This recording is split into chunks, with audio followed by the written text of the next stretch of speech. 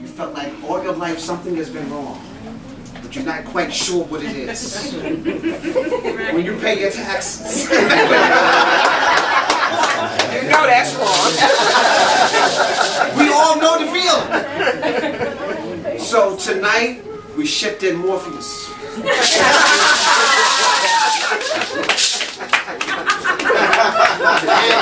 We want you to know, we are still here!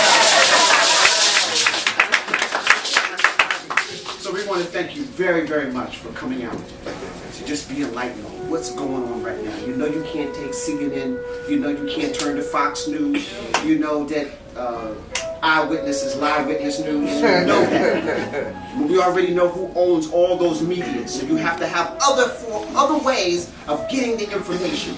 And you know there's nothing like the drum. So that's what's going to be playing tonight, the drum.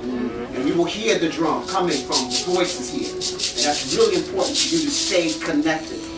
After we do the small introduction, we're going to just let you know on some of the other things that's happening. But we want to let you know that this is a new era.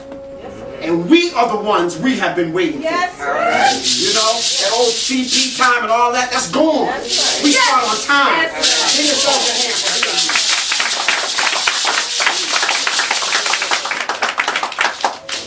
And each one of the programs that we do is going to be like that. It's on time. So tell your people if they're late, they stand it up against the wall. Okay? Because we're about taking care of business. Before we start any program, because we are the Aboriginal, Indigenous, original people of the planet. Do you understand that? The Aboriginal, Indigenous people of the planet. Every continent, we are the original people. And so we must also give homage, and we must give respect to our ancestors and to those vital forces that help allow us to be the civilized beings that we're supposed to be. And so if you just take a moment, Amin Ra Nasut Netra Atin Ra Nebinam Akut.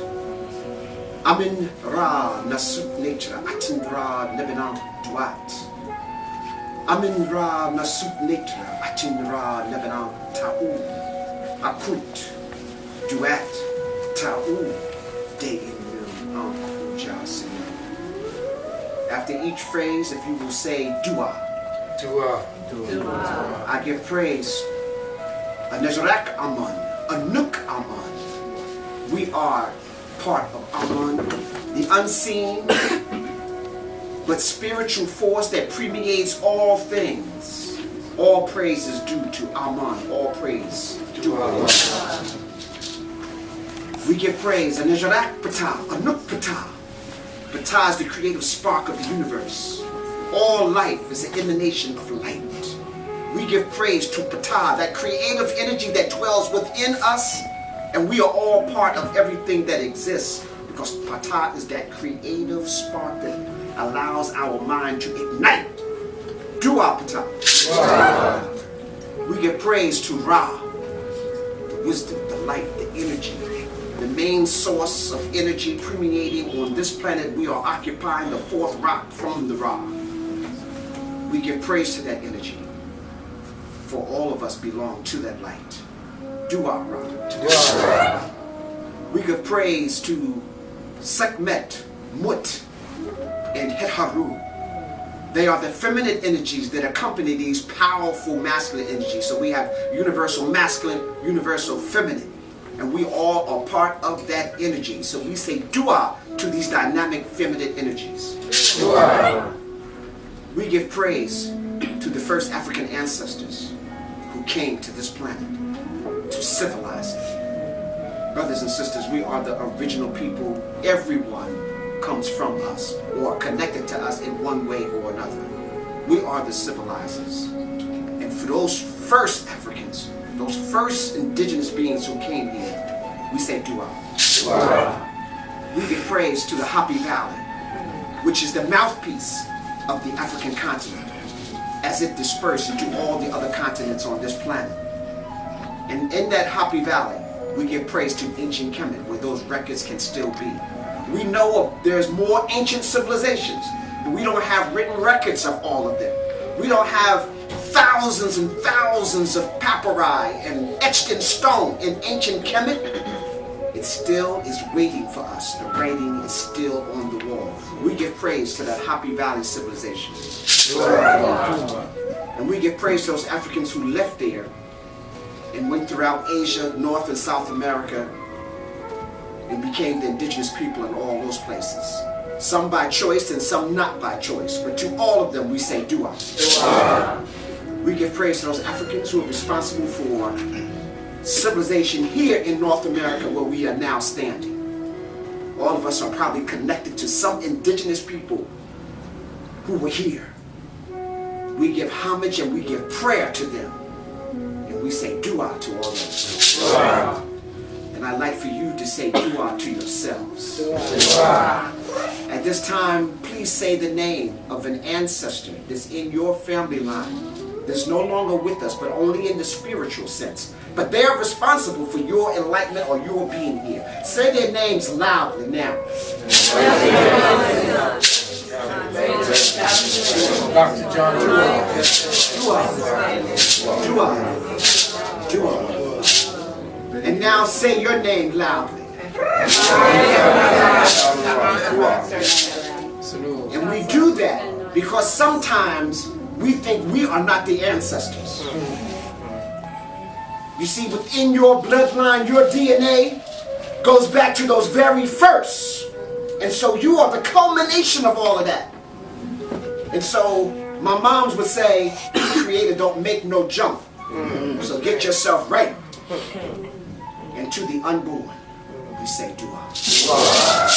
And we make their road smoother, wider, and greater than the road we travel. At this time, we'll have an opening of the way.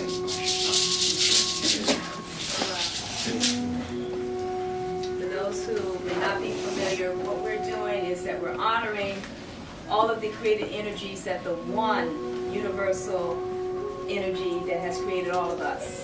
We do not worship idols. We do not worship gods or goddesses. That is not the way of an African. We know that there is one universal energy, and from that one universal energy, there are many aspects and characteristics. So we're going to be honoring all of those in the directions, and you'll be hearing it in the language of Madu Nature, which is this called hieroglyphics. And so these sounds is what you're going to be hearing for.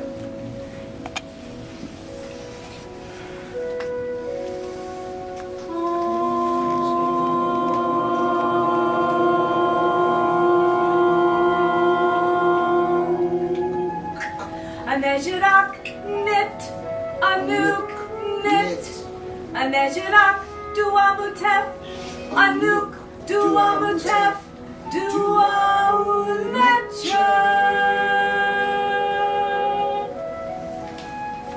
Anejirak nebit het, anuk nebit het, anejirak happy, anuk happy.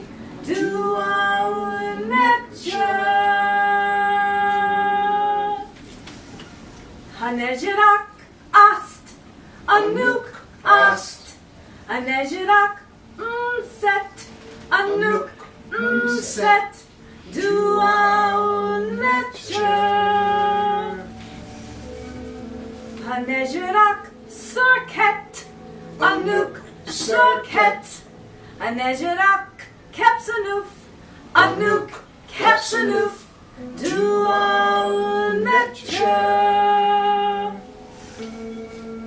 Anejirak nut, anuk, nut, anejirak geb, anuk, geb, duaunecha. Anejirak shu, shu, shu, shu, anuk, shu. Anejirak tefnut, tefnut, tefnut, tefnut, anuk, tefnut, duaunecha. Anejirak pajut neturu, anuk, pajut neturu. Anejirak inbu neturu, anuk, inbu neturu.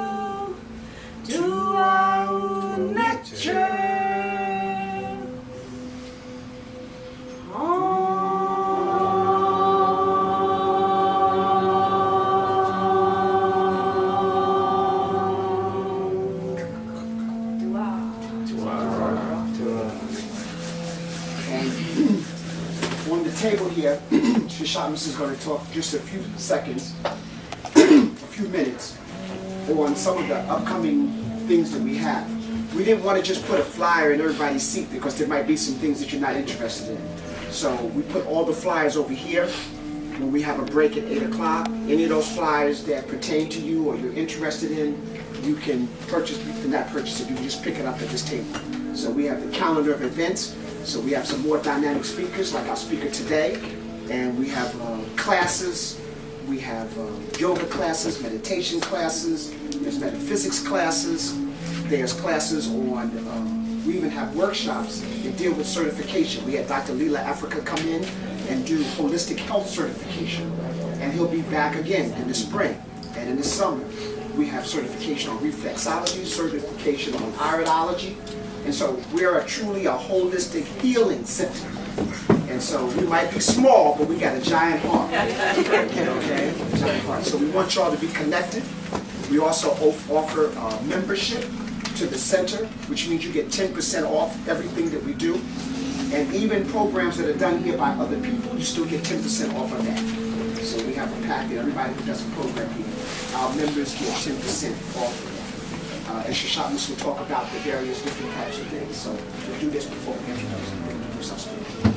Thanks and praise. Okay, what we have over here for you, for those who are interested, we have a 2-month calendar, the February and the March. And I'm going to give you the highlights of each of those. And the important thing is that when you signed in, we have you on a mailing list. And we actually send this calendar out to you. This Monday, every Monday, we do sovereignty and not nationality classes for $10 from 7 to 9. This week it's going to be on the law of sovereignty. Every week there's a different topic.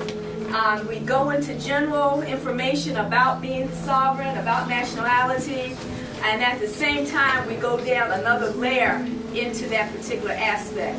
So one week we'll deal with cosmology, another week we'll deal with law, health, and the commerce, the science of economics. So every week, and we get special guests. We have Brother Tafiq that's coming in tomorrow night. So we have that flyer here for you for this Monday night. Then, well, this is the next one that came up. We're going to be doing a special workshop. Tax exemption, clearing fraudulent debts.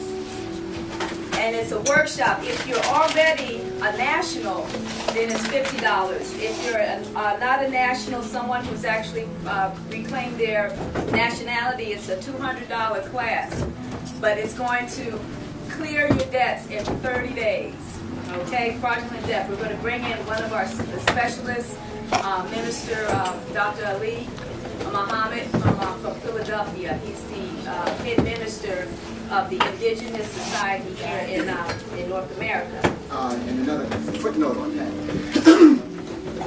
It's also a continuation of commerce. Not only does it clear your debt, we go step by step on how you do this for other people. Right. So it can be a source of income from you by just helping friends, family, or other people who are up to here in debt and need to be able to clear that fraudulent stuff from off their back. And so you will learn the skills on how to do this for other people. So it's not just you.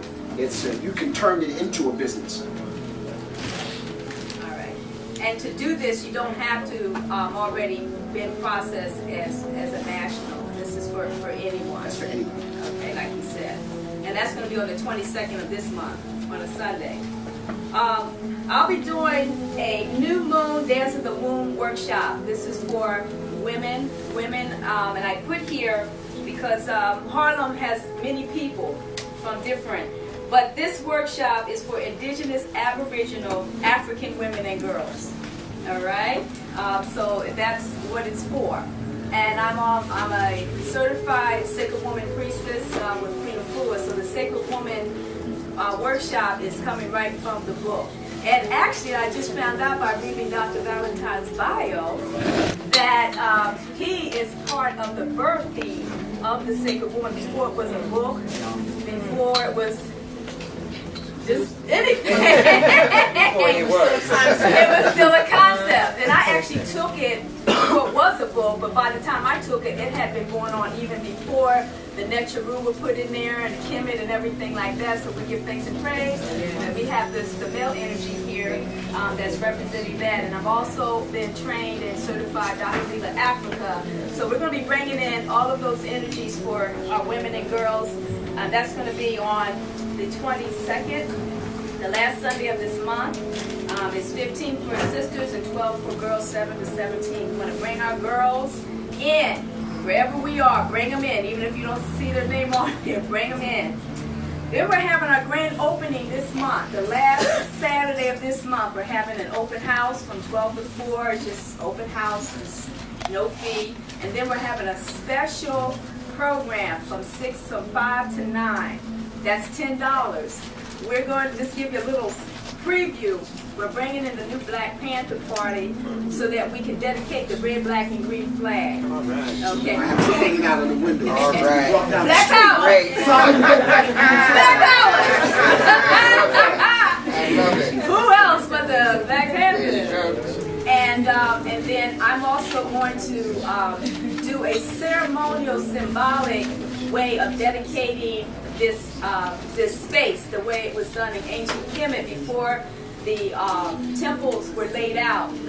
Seshat, my name means born of the spirit of Seshat. They actually used the star system and all of the universal energies to lay out the land before. So everything was not done just in happenstance. Now they do it symbolically now, but it's nothing like what it was done in ancient Kemet. So we're going to do a symbolic way of consecrating this space on the 28th as well. So you'll be a part of that energy on the 28th, okay? And he told you about the membership, and this membership is very special because somehow anyone who comes here that does programs, they're also honoring your membership. And they're from other organizations. Sister Shai, she's representing the New York chapter of the African Holistic Health, or Dr. Dalila Africa is the elder of that. So if you see any programs that they're doing, then they're honoring that. We're asking anyone that does something here with us that they would honor that with you. So we have individual membership, we have family membership, and we have elders, seniors, and college students. So you can also get that over here. Okay? Okay, and I'm wrapping it up. Every Wednesday and Friday we do African martial arts. My husband is a grandmaster in Kupagan and Gumi Aha Kemet. And we also do a breathing meditation for those who want the more internal system, the Ma'ana Kupa. We do that in the first hour of each month. So that's what's over here. And I'm going to just wrap it up with the metaphysics because this is hot off the press. Nobody has this one yet. So I'm going to read this one through and then we'll close out. We're bringing Metaphysics 101. You are invited to join on a series of workshops that will cover metaphysics at its best. This course will cover lessons such as the Kabbalah and ritual magic, esoteric voodoo, sex magic, the history of metaphysics, metaphysics of the Bible, indigenous female and male relationships, attracting the correct lover, getting rid of negative situations, psychic energy and how to use it, visualization techniques, ritual ceremony and the history, the science of silver, the science of color magic, the Illuminati and the New World Order, collective visualization, laws of attraction, science of the chakras, archetypes and symbolism, dreams and visions, demon possession, spirits in the living, alien entities, curses versus blessings, plus much, much more. M-O-O-R. So, classes begin Sunday, March 22nd, and will continue basically every Sunday, 1:30 to 3:30, every other. And these are the guest speakers. Isaiah, y'all probably know Brother Isaiah. He's on right here on 125th. Occultists and metaphysicians, A.A.Rashid, Kabbalah master, author, metaphysician. Brother True, master, historian, musician, metaphysician. The Black Dot, author, metaphysician, and musician. Brother Azir, Native American metaphysics. Bobby Hemmett, occultist, metaphysician. Phillip Valentine, author, metaphysician. Alim Bey, Reiki, metaphysics, and author. Hakimbe, author, historian, and technician. Professor Delbert Blair, metaphysician. Brother Dawood Bailey, occultist. Brother Azizel, occultist, and Peter Moon, occultist, at the Black Gold Cultural Healing Center. Donations are $15 for each session. This is hot off the press, so we don't have this, but we will be putting it out on our email listing, but you got it first. When does it start again? March 22nd. Every other. And we're bringing in, next month, we're bringing in Grandmaster Kalindi E. He's coming in next month. Hati Kalindi from Detroit. On the same One day. of the baddest martial artists on the planet. Yeah. And he's also a metaphysics, and he gets into some really deep stuff. Power plants, altered states of consciousness, multi-level fighting, spiritually, mentally. He'll be doing a workshop in the morning for those who want to get physical from 9 to 1, and he's also doing weapon training. So women, we encourage you, because we do a technique in Kupagani Negumi where we train with an umbrella. And with an umbrella, you'll be able to fight 5-6 people with no problem. I mean, you can walk down dark alleyways, you know, with an umbrella. It's the same Sunday, excuse me, May 22nd, the same day that the metaphysics is coming in. Right. Yeah. So he'll be doing that in the morning, in March, and then in the evening, 6 to 9, just like Phil is doing, he'll be here to do his metaphysics thing. And we have a package deal. Like if you come in the morning, it's 25 if you only want the workshop, 20 if you only want the lecture, but if you do both, it's 35. So you say. You're going to email that information? Yeah, we're going to email it. Yeah, we're going to email it, so we got you. Some of that's out, plus we did a press release. Yeah, we did a press release on that. Okay, thank you. Now, for what you came here for. Brother, there doesn't need any more introduction, because that's why all of y'all are here. Because you already know the brother's record. And he's a good friend of mine. His family's a good friend of mine. We go back. We're not going to tell you how far we go back. We'll just keep that, you know. But now, without further ado, one of our leading metaphysics, one of our people who really knows what's going on now, Brother Phil Valentine, Dr. Phil.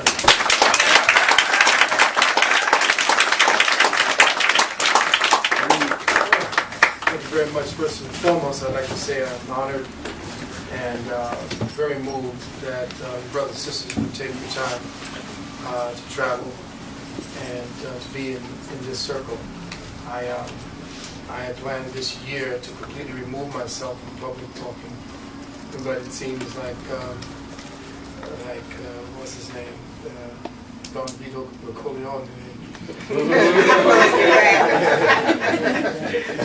I've been asked to talk about the subject of sovereignty, which is very timely. That the brother and the sister had asked me to talk about this subject because some events are taking place as we speak. Can we bring the lights to chairs? Yeah, beautiful. Events are happening as we speak in this country due to Obama. Now, I'm not sure if any of you have seen my tapes. Back in 2005, I had warned everyone about Obama. I did it on a tape called Death March, in which I spoke about the Katrina slaughter. What had happened was that this gentleman had come out of nowhere, and I kept telling people, you don't do that in politics, because then if that was the case, I could be president. What happened was this brother was marginal. He was essentially nurtured to the position he's in right now. He is the first leader, the first president, the first assumed figurehead of the New World Order. He speaks at least 5 languages that you don't know about yet, including Arabic very fluently. He is not who he says he is, because if any of you have seen my first video on it, and we'll get into the subject of sovereignty, but it's going to segue because of who he is. If any of you have seen my first video where I spoke about him and the whole big controversy about him being the son of Malcolm X, that's not the first one that I said. I said that there was more to it, and everybody jumped on just that. But there's a lot more to this, and I'm hoping that everyone will come tomorrow to see it, and I'm beginning promptly at 3 o'clock because there's so much to tell you. So much to tell you before I may have to leave completely for good. And I'm telling you that now because it's time for you to get out of here. I know it's not hard to say this, or at least find a way where you may get yourself, brothers and sisters, to be able to fly or flee to places where you can protect yourself, food, water, the whole 9 yards, because they're coming. The situation is that Barack Obama was put into a position because he was nurtured by the CFR and Bilateral and the Committee of 300, who essentially run everything. They've given you your figurehead. They have got you the hypnotic spell. This brother is trained in neurolinguistics. His voice, everything he does, he paces that way, specifically to enrapture, and that's what they've done. They've trained this brother specifically for the purpose of leading us that way. The Pied Piper is who I call him, the Black Pied Piper. We now are looking at an impending revolution. A revolt is taking place as we speak. 21 states have removed themselves from the federal union, which means that there is going to be a war, civil war of types here. You're going to be seeing. The first evidence of that was your plane crash. The plane was taken down by an EM pulse, portable EM pulse, that took the electronics out completely, navigation, everything. It shut down the motor, the electricity in the plane went. That's why it fell just fell like a rock. It was hit with an EM pulse. It was preliminarily set up because the United States just destroyed about 4 Soviet spy-searching satellites right before that event took place so that they could monitor the events that the United States is right now getting ready to do. There is a push going. There will be an attack on Iran, which will then signal an attack over here. 6 nuclear weapons are missing. Okay, 6 nuclear weapons are missing, and they are speaking about that, an event. You notice that they get preempted everything where Cheney and Colin Powell told you that Barack Obama will be tested. Well, this is his test. Part of what we're going to be speaking about is happening right now. 21 states that have left already have petitioned the U.S. government that if they do not write the laws and write themselves and put themselves back into constitutional law, then the agreement that they made back in 1931-33 to come and consolidate under the federal government with the new Federal Reserve System, it's broken. They have broken the treaty. In fact, we have a war going on right now with the military, inside of the military right now are fighting at this point. The plane was brought down because a woman, they said, was a widow of the 9/11 gentleman who passed away. Well, she was getting ready to go after she had given his birthday was supposed to be celebrated on that day. She is headed to Washington. They've just opened up a Senate subcommittee secret hearing to, I don't know if you see it, so you're not putting the pieces together. They just opened up a secret subcommittee hearing to investigate the Bush administration for crimes against humanity and crimes against peoples of the United States of America. She was going to be one of the primary witnesses. She was on that plane. They took it out and took out 2 exceptional musicians who played with Chuck Mangione at the same time. What we have now with this is I was told by someone very near and dear to me that I needed to get $5,000 up before tomorrow or before Sunday or before Monday because something has happened at this time, and I don't know where it's going to happen, where it's going to come from, but there is a way to deal with immunity from what's getting ready to happen. They have special types of passports and paperwork that they're not going to let happen to everybody because it's supposed to close down after next week. The person has opened the door until Tuesday. And if I don't get the 5,000 up, that information that I can get to you gone. The information is $35,000. But because of the urgency of the moment and what's getting ready to happen, they said that they would kick it in and they would give it for $5,000. So between now and tomorrow, I'm asking everyone if they know anybody who has money that they don't need at the moment. If they can have like 10 people that can give $500, or 20 people that can give $250, something, to get that to me so that I can get the information and then get it to you. Otherwise, we're now going to have to go to plan 2, which is,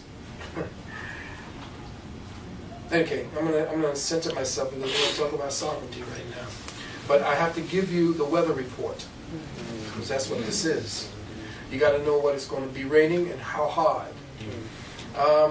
We're getting ready to go to war in Afghanistan. Now, this is a two-sided sword, and tomorrow you're going to find out what I mean. We don't know who Obama really is, because essentially we know who put him there, but we know where Obama came from. What you're going to hear tomorrow is that Obama came from a very left, very militant background. His wife is no joke. She don't play, because she comes from the old militant background, black militant background. Obama, just get it out the way. Obama was bisexual, drug addict. He's didn't do anything. He didn't write his books. Let's just get all that out of the way. Okay? He is a fixture. He's been made to order. He is a brilliant man. Intelligent and articulate, but that's what they have been selling to you. With that said, he was nurtured for 20 years in a church that was nurtured on black liberation theology. Let's think about that. Anybody familiar with Dr. James Cone's book? Yep. Not very many. Okay. Black liberation theology essentially was about getting the ministers of our Christian ministers who around the country into putting into their sermons that if your church is not based upon helping, your religion is not helping black people, then it ain't for nothing. You're a pimp. So Jeremiah was always preaching that, and they've been going there for 20 years. So you got to figure that they came from that leftist situation. With that, we had his association with a multi-billionaire's son, William Ayers, who created something called the Weather Underground. And I don't know if you're too young to know who the Weather Underground is. This was a domestic terrorist organization that said the government has to come down. And I appreciate them because they were holding up banks, they were sticking up armored cars. You know, if you're really about revolution, then it's about you going completely out to it. They blew up through set a bomb in the Pentagon. You know, they were real. Well, this guy helped to nurture Obama. In fact, it was his wife, Elizabeth Dorn, who introduced Michelle to Barack. Okay? It was in their living room that they financed his first step into politics in Chicago. So you have a very incestuous relationship with the communists and socialists of this country. The country is getting ready to go socialists. They're taking away all your constitutional rights. This is why the states are seceding. Because the Constitution, as Bush said, ain't nothing but a piece of paper. So what's happening now is all the whites who believed that this was their land and that the Constitution was actually written by them, which is a whole other story. These guys aren't. Remember, they knew what was happening in the beginning. They knew if Obama got in, communism and socialism was next. So there was a 97% spike as soon as he won in weapons sales in this country. Yes, it was. The first thing Obama did when he was president was to sign into law the new gun bill. That's the first thing he ate about limiting ammunition and tagging ammunition. Every ammunition will have a barcode, so that then you cap one of these New World Order clones, and they pull it out, and they run a scan on it. Okay? This is how it's getting ready to happen. Food rationing. I'm going to warn you about the fact that there is going to be a serious food rationing going on. Monsanto got all the seeds buried. They're already up in Switzerland and Norway. They have stashed hundreds of tons of seeds. This is supposed to be the earth-ending vault. This is the vault where, if anything should happen to the planet, this is where everything goes. This is where they've stored their seed. The majority of the white seeds and the DNA is being stored there because whites are disappearing.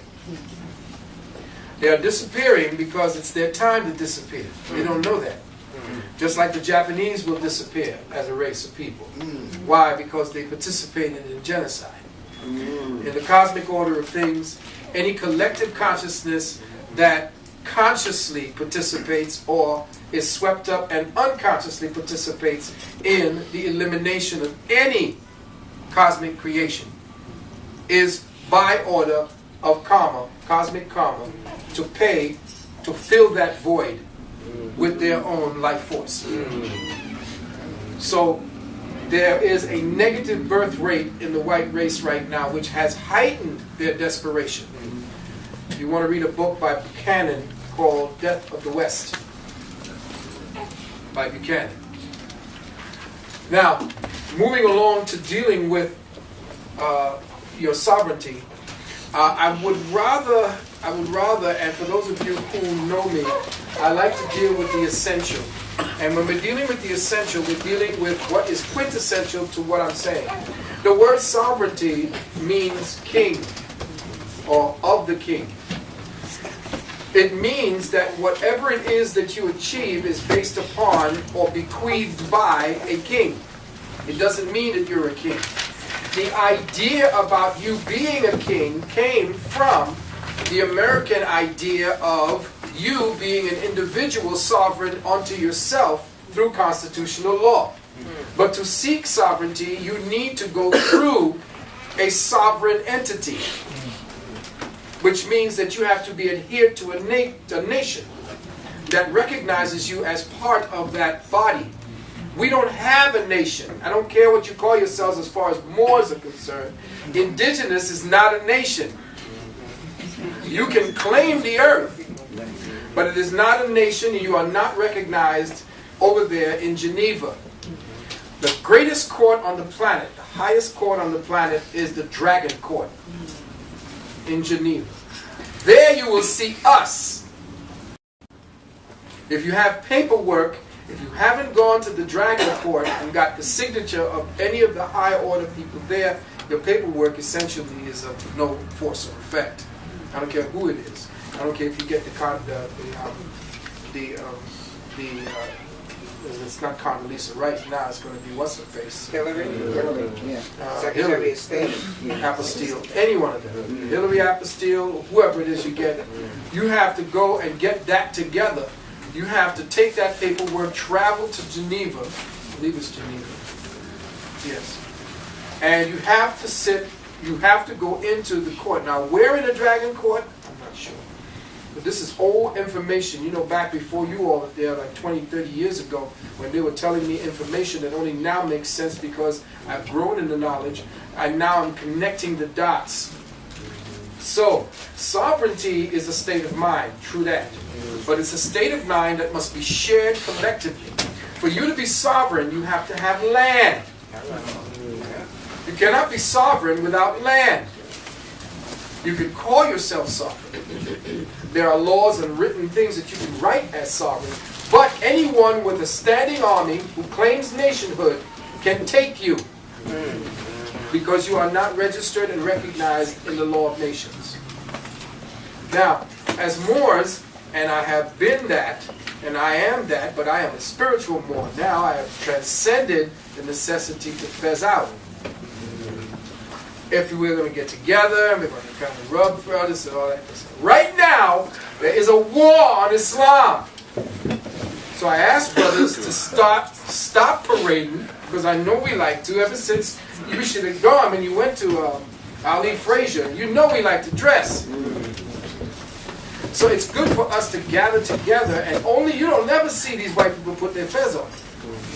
They don't be walking the streets with their fez. Only when they get together do they put their fez on.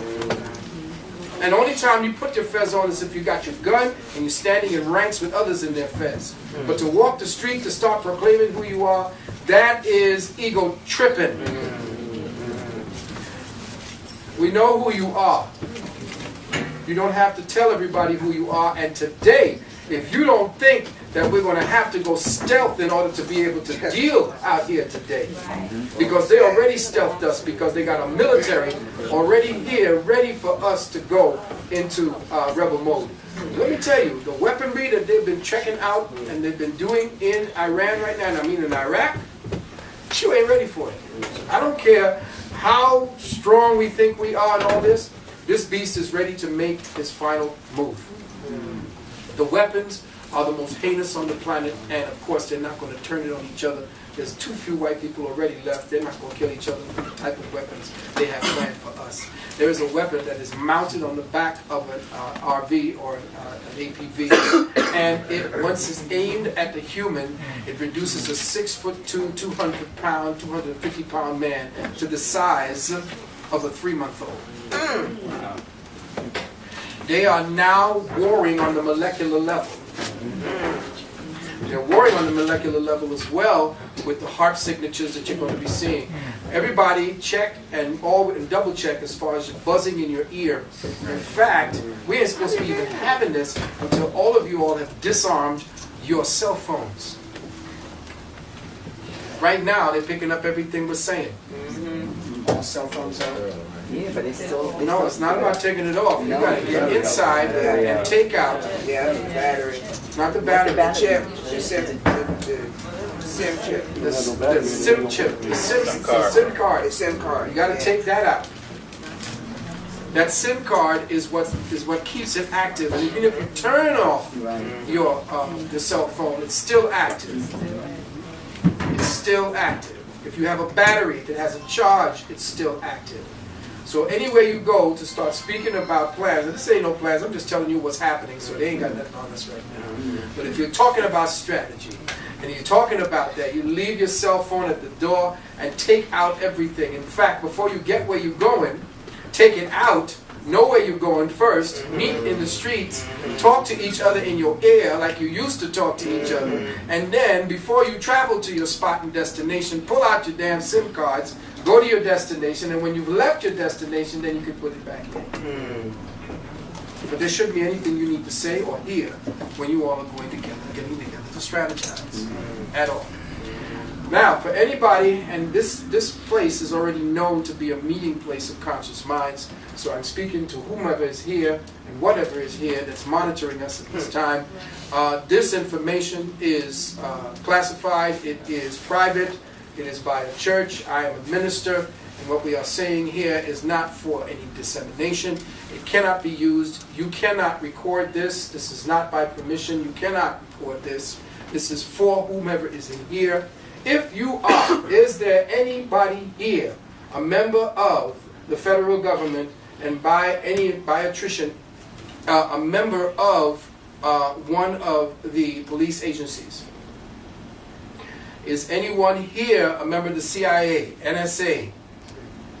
Is anybody here a member of the police department? Is anybody here affiliated with counterintelligence? You have to identify yourself if you are, because I am saying this and I'm calling you out. You cannot be here if I'm calling you out. So anything that is said here right now to anybody who's stealthing in here or listening in, okay, non-assumpsit, without prejudice. So, as far as sovereignty is concerned, you cannot be sovereign without land. I don't care what anybody's showing you in the form of paperwork. If you're going to claim territories, and you have the just treaties that you have made, because all the treaties, they don't give a damn about, but treaty law supersedes all other law, even constitutional law. because in fact, treaty is supposed to be in line with the Constitution.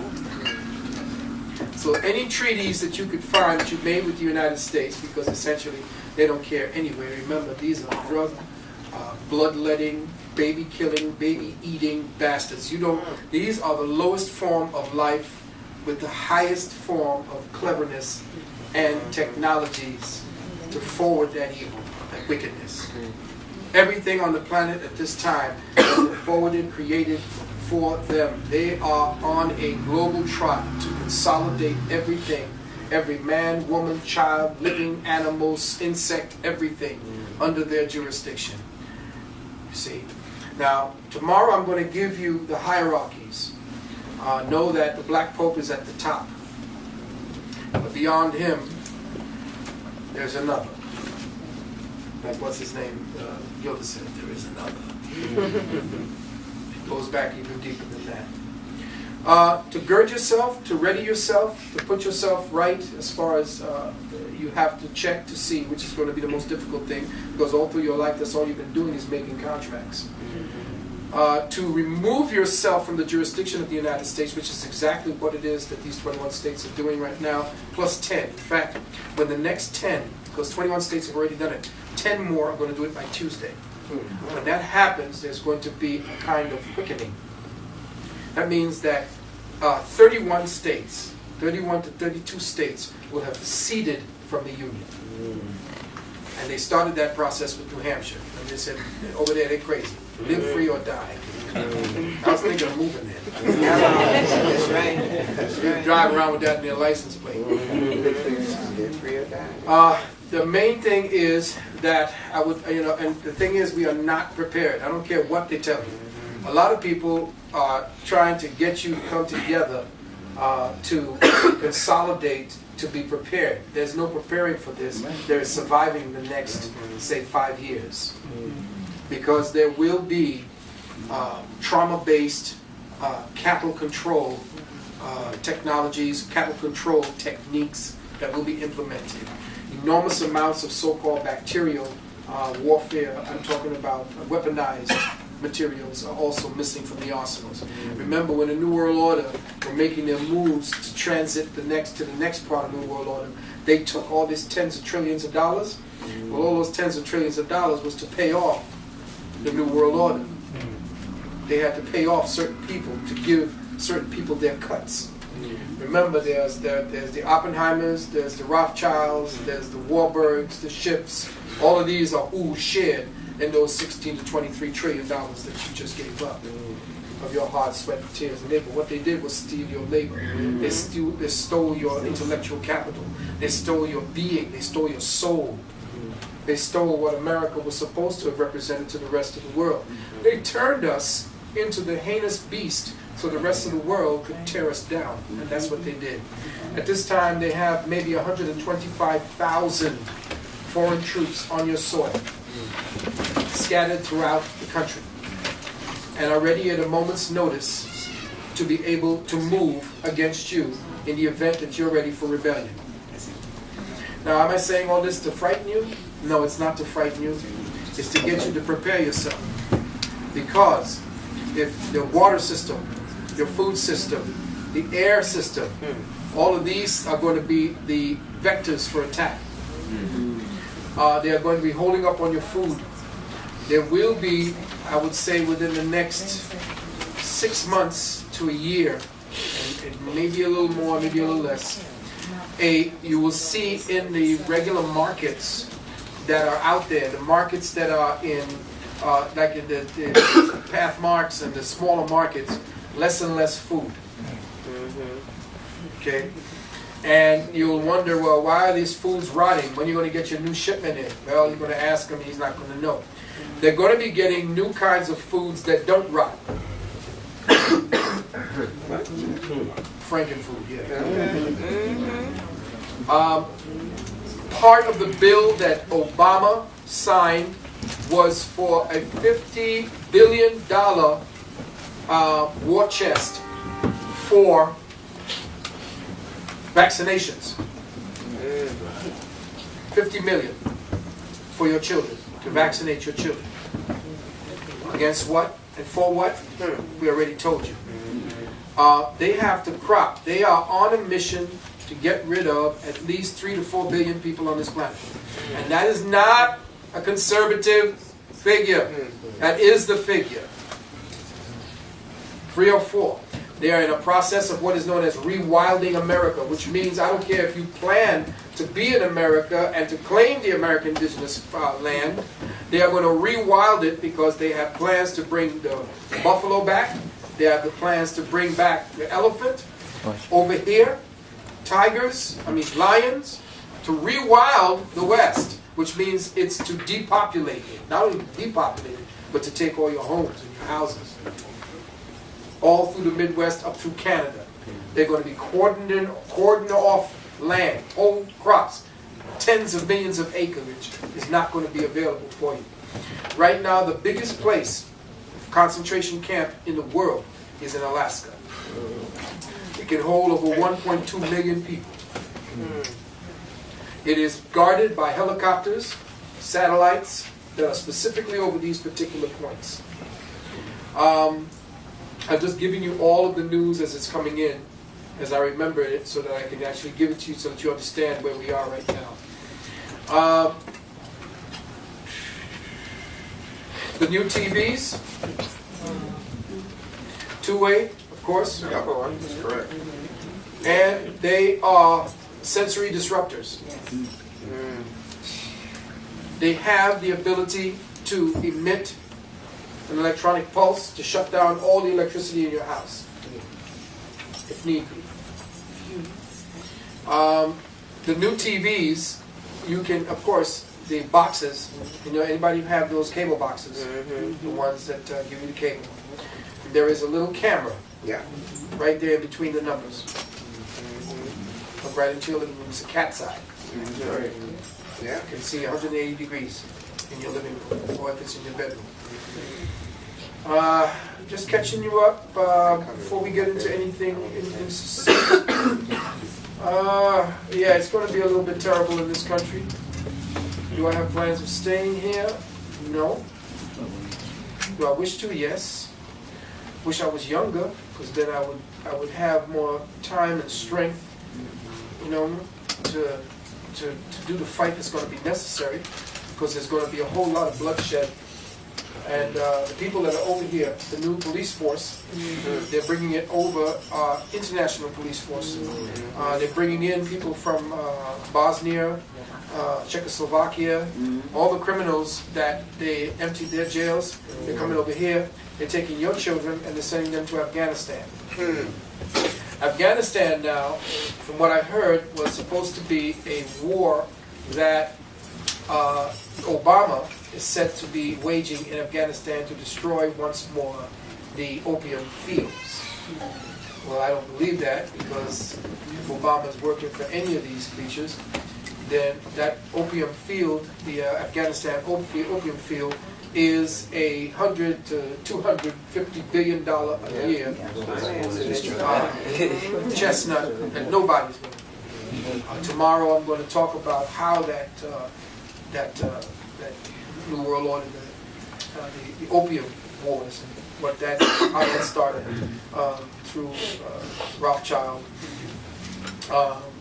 Sam Russell, the Russell Trust that started the Stone Bones, and just the whole circle of these this vermin, and the Queen herself, the Queen of England. All of these people are at the top with the Pope, and then the Black Pope, and then the cult behind him. So we are in now. We are into a mass consolidation where we are now seeing Karl Marx, Machiavelli, and all of those people who were the progenitors, like the person who was hired by Rothschild, Aldous Huxley, wrote Brave New World.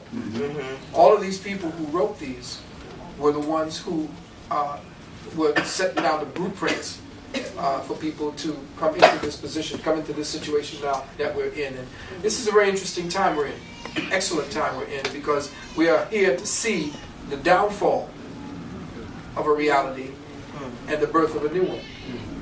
The problem is we have been hypnotically brought to a place, and it's going to crash, because once the words come out about the fact that Obama is not a citizen, quote unquote, which tells you now the New World Order is now bringing in, they're marketing our leaders and bringing in our leaders. Schwarzenegger will be making his appearance on this world stage very soon because of his lineage and who he is. You'll begin to start seeing more foreign players. Now, this is very important. It's something, for those of you who aren't going to be there tomorrow, the Arab world is split completely down the middle. That is the reason why Obama went to Al Jazeera first to make his television debut. Because the Muslim world, the Islamic world over there, the Arab world is split in two. Why? Because Obama is a child of the Saudi Arabia dynasty. He is working with them. And everybody in Arabdom hates those people because of who they are. They are what they call the Wahhabi. And they were making war on Islam in the beginning. They were created, as you will hear tomorrow, by the Vatican, by the British Crown and the Vatican, in order to offset the Islam that they created 700 years ago that became independent from them, that became the Ottoman Empire. So what we have is Islam, which was artificially created in the first place through the Augustinian monks, which is, you can't tell that to anybody. Muhammad was the one who created it. And that get me killed, because that's how crazy that they've made the people become over Islam. Islam being what it is and where it came from, is all our information gathered together and fractionalized in order to separate. Not bring together, but to separate. So I'm not sure if you saw the tape that I did called Hyperdimensional Warfare, where I spoke about the three-headed dog attached to one body. Three-headed dog of Christianity, Islam, and Judaism. They are the same beast. They are the same. They're triplets from the same womb. The problem is that we, because we speak another language when we say the prayers, and we got to say, if you look at it, you tear it apart, the prophets, the God, the whole story is the same. Come on. Mary, come on. You be more imaginative than that. So what we're dealing with are three factions who are trying to get to Jerusalem to build the new temple. All of your gold has been melted down in order to build the new temple. Billions, hundreds of millions of tons of gold has been melted to create the pillars, the altars, a temple like you would not believe. The problem is that the place they want to do it is on the temple of Al-Aqsa, which is where supposedly Muhammad ascended to heaven, which is a very holy Muslim shrine. But the Jews and the Catholics, not the Jews that you see there, I'm talking about the Zionists, the Sabbateans. The Sabbatean Zionists are the ones who work for the Pope. They want to blow the Al-Aqsa shrine up, and when that happens, that's when you have world jihad, which is what they want to see happen. Because remember, we are dealing with Armageddon-based insane people who want to bring about the end, because in their eyes, the end is their beginning. That's when they sit there, so-called Luciferian satanic creature, on the throne, and they now rule the world. Which is why I bring in the situation surrounding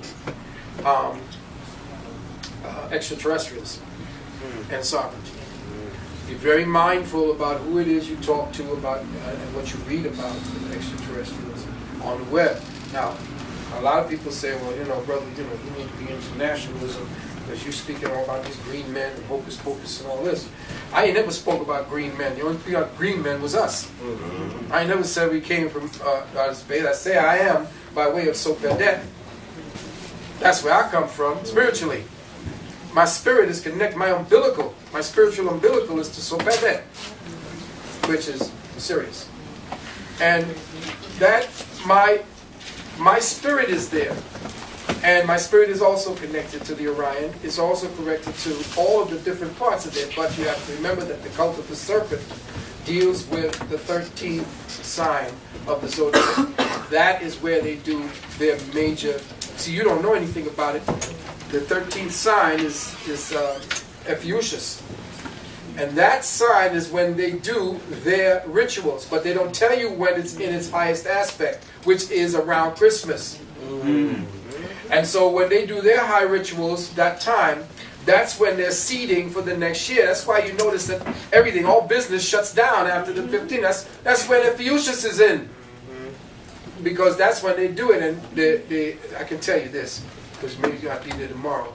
The cult beyond the Black Pope is the cult of Typhon. And Typhon is the serpent. And Ophiuchus, which is the serpent, need us anymore because everything now has become technological. They even now have cyborg soldiers. I'm talking about cyborg soldiers like you saw with the rest of them. They are now, they have gotten it down to a science where they have machines running on human DNA. They have interfaced DNA with technology. That's how sophisticated it's become. Okay, with all of that, I know you want to hear sovereignty.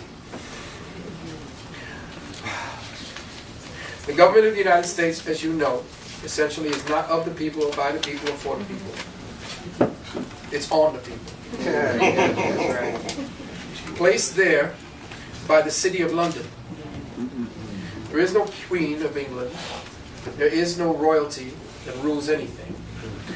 Who rules the planet through the Vatican is the City of London. It is an enclave, much like Washington, the District of Criminals. Okay? Washington, D.C. and the City of London is the connection to the Vatican.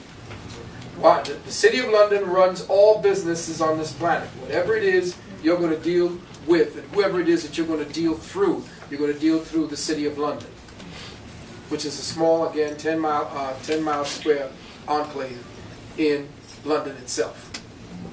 Okay, the City of London. Any paperwork that you have that has not been ratified, and remember what I'm saying on this. This is a young brother who gave me this information because a judge saw him hold his own as a Moor, met him in the parking lot, gave him books, and told him the reason why most of the Moors' paper not working is because they do not ratify their work before their paperwork before they place it into doc. Ratification holds everyone. It's like a whole harmless. In other words, we put our paperwork in. We show what the criminal act is in our paperwork if it is impeded with. But we do not exonerate the person that's been the criminal. So the criminal is not going to indict themselves, which is why the Moors are getting attacked. The Moors are not holding the people harmless that they're accusing of holding them as slaves, as paper slaves. This I've said this before. We've had the Bronze Age, we've had the Golden Age, Silver Age, Bronze Age, the Iron Age. This age will be known as the Paper Age. Okay. So if your paperwork is not ratified, and the ratification process, that's a whole long, arduous, long drawn out. Just know that there is another set of paperwork necessary for you to add to any of the thick paperwork that you have that you're going to put into your county, to the Secretary of State, to Condoleezza Rice, to your state Secretary of State, who, by the way, is the head of Interpol. In other words, your Secretary of State for New York is the head of Interpol in New York City. Okay, so you know that whatever you do to make yourself hold yourself harmless, you have to hold them harmless as well, saying in no certain terms that you will not prosecute now that you found out how the game has been played. But if you don't do that, they'll say, oh, your paperwork don't tell me that if I accept this, I don't get indicted. So they're going to come after the Moors who do that. If they don't do that, then they will not accept that paperwork at all. And they will come after you and they will lock your ass down.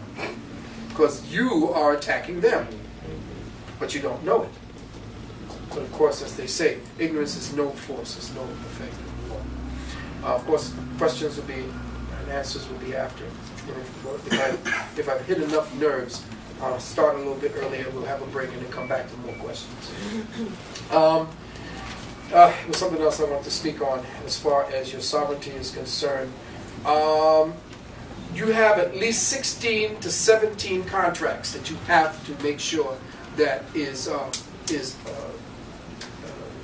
vitiated. Some people think it's just a Social Security. Some people think it's just their driver's license, the birth certificate, and all this. No. There's 17 contracts. Okay. As far as your birth certificate is concerned, everybody pretty much knows what that is, what that's about, and right now there is something called the QSIP that you can go up to, and that tells you how they've been using your birth certificate number, how much interest has been accrued on it. I would not try to get into it because then you're getting into somebody's up there in the higher echelons money, and if you ain't going in there correct, word is that they can take you down there to 55 Water Street, and when you're up there, they close the door on you, and they got two gigantic apes sitting on either side of the door. You're sitting in there in front of a desk. One guy starts asking you questions. If you don't answer those questions correctly, you don't answer them succinctly, they take you away in a straitjacket and you ain't never heard from again. So you've got to come correct. But if you know what you're saying and you say it correctly, you walk out of there with $200-300 million at your disposal. But again, some of us are going to go diving in, may not come out. You got to know how to swim. You got to be serious. You have to seriously know what you're doing in those waters, because they're coming after you. Of course, we know we're in maritime law. What is maritime law? It means that it's the law of the ocean. Why did they put you on the ocean? Because it's not sure footing. You're not on the land. So what did they do? They created the banks. The banks are just like the banks of the river. That's how you get up on the banks. The banks are the place between the land and the water. So everything is done through the banking system. So you are a number based on banks. Everything is on the banks. That's why everybody say, oh, the banks, the banks, the banks. There ain't no real banks. There's no banks, actually. There's only one bank, Federal Reserve. And they have all of the territories cordoned off. When you get ready to do your sovereignty, this is the other thing. So many Moors have so many ways for so many approaches. Everybody say that Noble Drew Ali has ordained them. That's insane. That's why we're never going to get together. If we don't get together as Moors, quote unquote, if we don't get together as indigenous, period.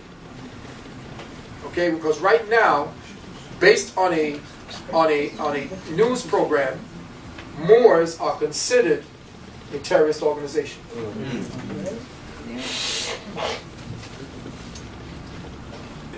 Mark what I just said.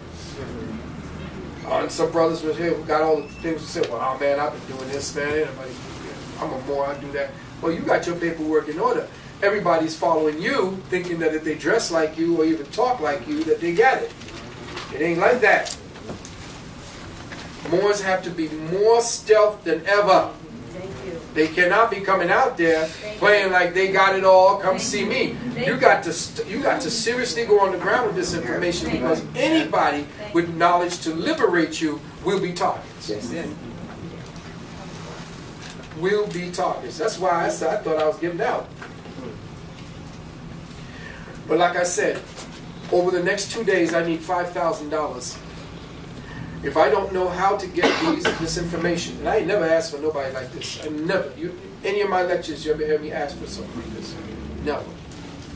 But over the next couple of days, by Monday, if I don't leave with at least somebody knowing how to get me $5,000 before Tuesday, then I will have missed the ability to get the paperwork that I need that will be able to get the pass. In other words, that they will recognize. In other words, when them Germans start putting up them barricades on your streets, because they did it already in Atlanta, they cut off a whole highway.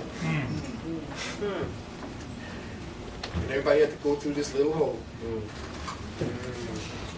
Spotlights. Anybody can bring up the air so that people... Yeah, we can leave the door open.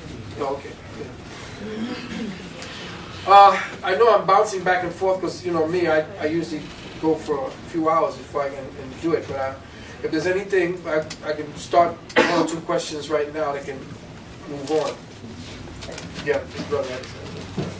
What about the FEMA coffins? I mean, I want to know, does Obama, does he really expect everybody to just march in line to all these millions of FEMA coffins that have been placed around the country near heavily black populated areas to just march to their death? No. That's why we are dealing with dirty nukes. Before you answer, could you explain what that is for people who don't know what he's yes. saying? There are, right now, bivouacked all around the country, Atlanta, Arkansas, different parts of New Mexico, parts of the South, Northeast, Northwest, central parts of the country. Graveyards of coffins that can fit 3 people each. They're about that high, and from where sister is to about here. You could fit 3 people in each of them, and there are hundreds and thousands of them, and if not millions. They started making these coffins about 10 years ago, because part of the plan was to eliminate these people. And they're saying that, okay, a couple of astrologers were assassinated, astronomers were assassinated, for speaking about an earth ender that's on its way here. But we get into that a little later on. The dirty nukes and the dirty bombs are supposedly to stop the panic. If there is an earth ender coming this way and it hits, everything's going into panic. And what they would have to do in order for certain places to not be overrun, they would take out populations. Okay. So, yeah, it's not looking like we have a lot of choice. But in a way, white people already started. They knew what was in the air. We didn't, because we was too busy kumbaya, you know. Jesse Jackson crying the blues about, not looking like he's joyous. He just looked like he was guilty. You know, oh man, I was part. I killed Martin, and I thought I was going to be president.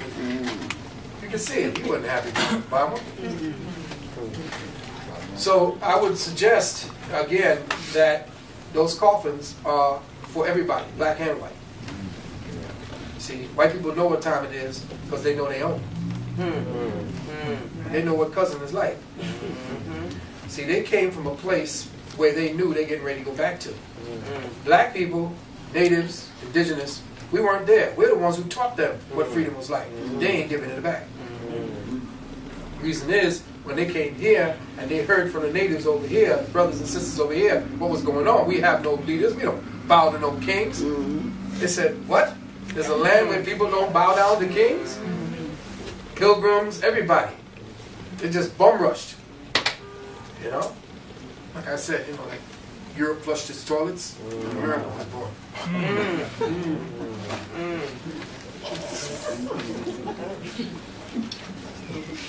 But I'm saying to the brothers and sisters that everything that you're looking at in the news is crap.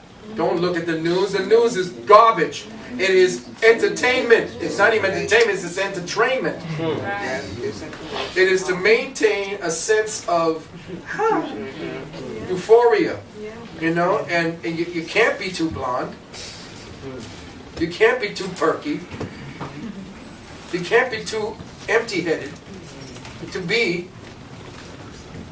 a anchor woman and an anchor man today. Do you see how they cookie cut them? They look the same. They talk the same.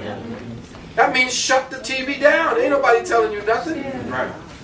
The place to go is up on the internet. I hate to say that because they're going to be ready to crash it.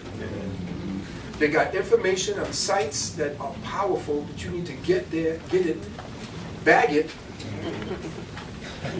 before they begin to crash it. Information is coming down. I'm talking about heavy information on sovereignty, heavy information about food and how to get food. These white people were doing this 10 years ago. Remember on my tapes, I kept telling you, there's places to order foods for you to eat over 3 or 4 months. For people, for two people in a family, 4 people in a family, 6 people family, they have them. You can get together as a group here and start consolidating and find a place that you all can, you write it down, you don't have to say it, and just pass it out where we're going to bivouac this food. Here's where everybody got to go, and each in your community know where a cache of food and fresh water should be hidden. God knows, there's at least 3/4. There's a quarter of Harlem is boarded up. Imaginative people would be living in there, planning in there. The new buildings already have the microphones put in into the brick. And they have a coding. Every address has a barcode, especially who it is that would be living in there, and a switch that can turn on if they want to reconnoiter your house to find out what's going on. And technology that they could shoot right at you or your house, right through the walls, and listen. There is nothing that they cannot do at this time. They are superior in technology, weapons, they're ready. But they do not have the will of the people. They are drones. And if you give them a fight, enough of a fight, the people, the soldiers begin to turn. See, that's who we don't have. We don't have them young military men coming back because they're too jaded over there. They've been turned into killers and they've been made crazy.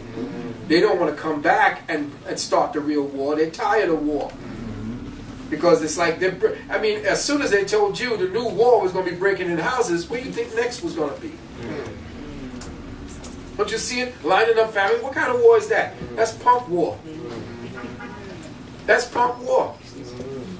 And this is where I got in trouble with sisters. That's the feminized form of fighting. You fight from stealth. You sneak up. You kill. You glorify and call it special forces. That's punk fighting. The ninjas were the most disrespected. They did not respect the ninjas. Ninjas gained respect as our society became corrupted. But a ninja was a criminal.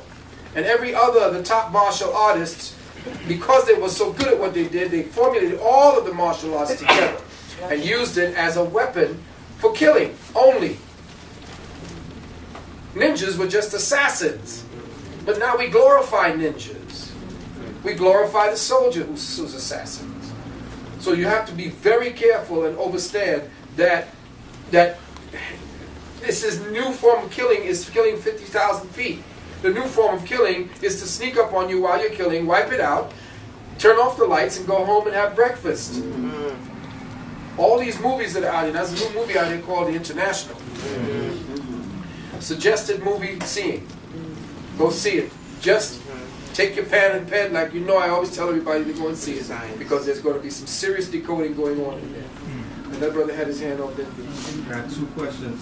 So you build on the whole thing on the Gaza, like what went down over there, and what about the silver and the gold? Like what do you suggest with that? Okay, see, they're selling silver, but it may not even be real. They're selling gold because most of the world's gold right now is going to make the temple in Jerusalem. most of the silver, most of your precious metals, platinum, everything. This temple is going to be the temple where this beast sits. And the beast is tabulated to happen when he turns 33. Anybody know who that is? Yeah. Charles. Isn't that Dubai? Then they start with the whole Dubai thing, right? Yeah. They started with the starting process of building the new Babylon in Dubai. Yeah. But the temple itself, the Jerusalem, which was destroyed by the Babylonians. This is why they had revenge. This is why the Jews actually were the ones orchestrating the destruction of Babylon. That was payback, okay, for Nebuchadnezzar. So what we have right now, and this is what we have to be very mindful of, is that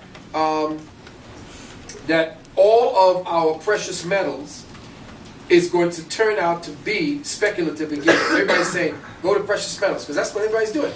They're going to precious metals. We go to gold, gold. But all of the gold is already accounted for.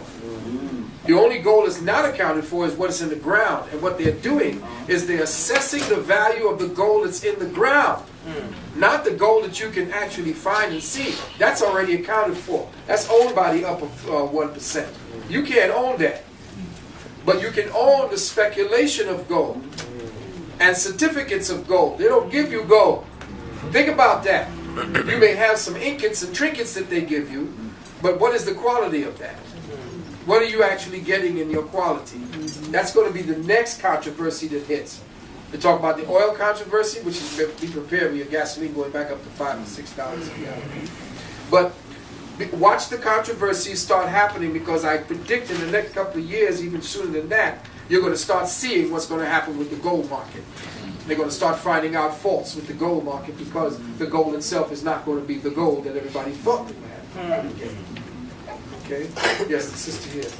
I just want to go back. You talked about television and cameras.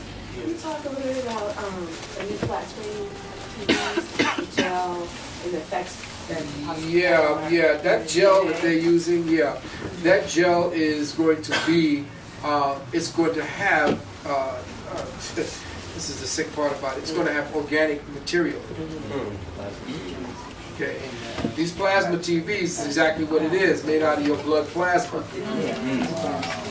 It's an artificial form of plasma, as they talk about, but this plasma is going to be almost alive, which is why it's going to be broadcasting not just signals, blank signals, but consciousness. And that's the thing about it.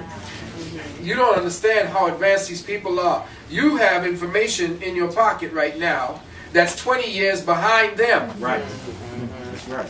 You think that you have advanced stuff because you could play on here, you could move it here. They had that 20 years ago. Right. You are 20 years behind them and at least 150 years behind the New World Order. That's why they stay ahead. Because they have that type of technology. They're right now dealing with time as well. And you're going to be seeing a lot of distortions. Be prepared, especially between March and July. They're going to be experimenting on time warp technology. You are going to be thinking of feeling yourself. There's going to be strange feelings that you're going to have. All right? Watch out for a higher level of women aborting. New technologies are set so that women cannot hold children. They have to crop, again, 5 to 6 4 to 5 billion. They don't want to take off the rest of them because they need the slaves. All right? Technology will be, I'm sorry, whatever it is you can. There are electronic materials, electronic things, and gadgets that women are going to have in their home that is going to be precipitating abortificants. Yeah. They're going to cause that. Certain foods are going to cause that. Right. So be very mindful of that. And hyperdimensional warfare, you mentioned that sovereignty is not even an option right now because we're moving towards another dimension. Yeah. So you're saying that they were trying to fortify us from making that passage. How do we build ourselves? That's the place I wanted to go to after the break. But just to give you a little bit of a of a touch on that. This is going to be the most difficult part. The way it's set up now, your food system, the electronic system, everything, enhances the energies coming off of your lower brain. Grandma, how are you, beloved?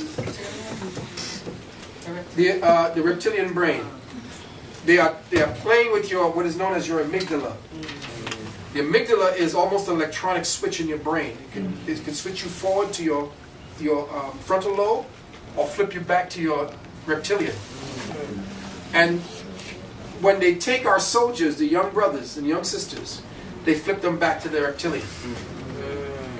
The inoculants, so forth, the people that are dealing with that, when they have to inoculate the soldiers, what they're doing is the inoculants have certain type of radiate materials that are easy to pick up certain signals being broadcast in that theater of war. They can change you into a killer, an unfeeling killer, and you don't know why. You just, hey, you don't feel that killing. They're making these people like this. This is not fairy tale. This is not somebody, I'm tired of people telling me I'm a conspiracy nut, because you can get 10 to 20 for conspiracy. Right. If that's the case, then conspiracy must be something real if you can lock me away for it. Right. So if it's not conspiracy, yes, it is conspiracy, because con means against, conspiracy means the spirit. And that's exactly what these beasts are about. They are con spirits.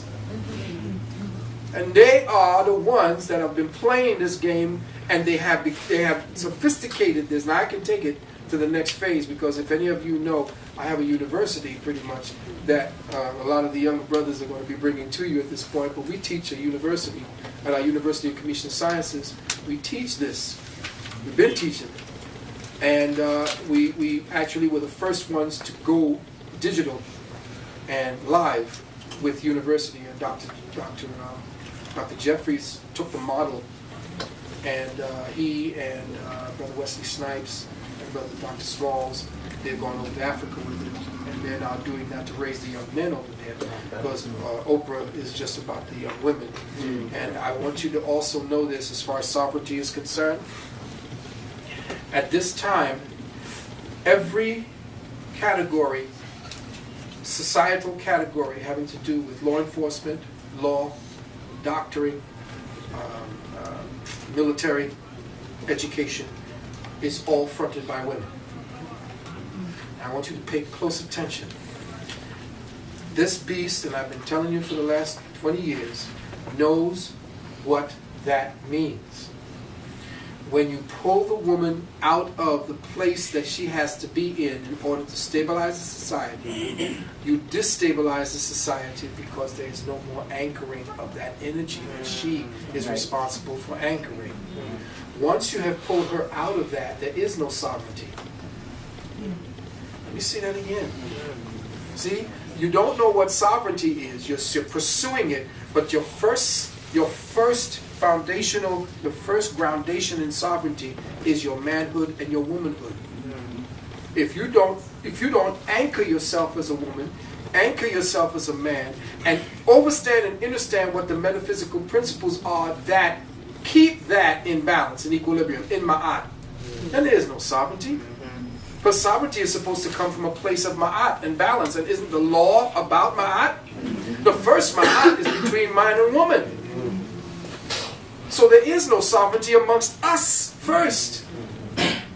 If we don't establish the kingship and the queenship amongst us first, how is there sovereignty out in the world? That's why we have failed in sovereignty. Because we do not have nationhood. We do not have mothers anymore. We do not have our sisters pursuing to be wives anymore. Well, let's hold off on that right now. I'm over here fishing like sluts in the city. And this has become the credo. I will wait until my white knight comes along, and of course, he has to be white. And of course, our brothers are just as insane and sick, because as soon as they go up into the realms, they're surrounded by these blondes who are just throwing everything at them. And again, remember, our sisters have just completely destroyed what the wonder and the allure, the mystery that is woman. The part that keeps the man grounded is the mystery. The surrender of the animosity, the adversarial energy that they have told women she must have in order to be equal, no such animal exists. To be independent, no such animal exists. Because the conditions that I am creating in the society needs you to be independent from me, because I am now going to be castrated psychologically, spiritually, physically, economically, socially. So, essentially, they have taken my balls and given it to you. Whereas you have accepted it, and you don't want to give it back. No,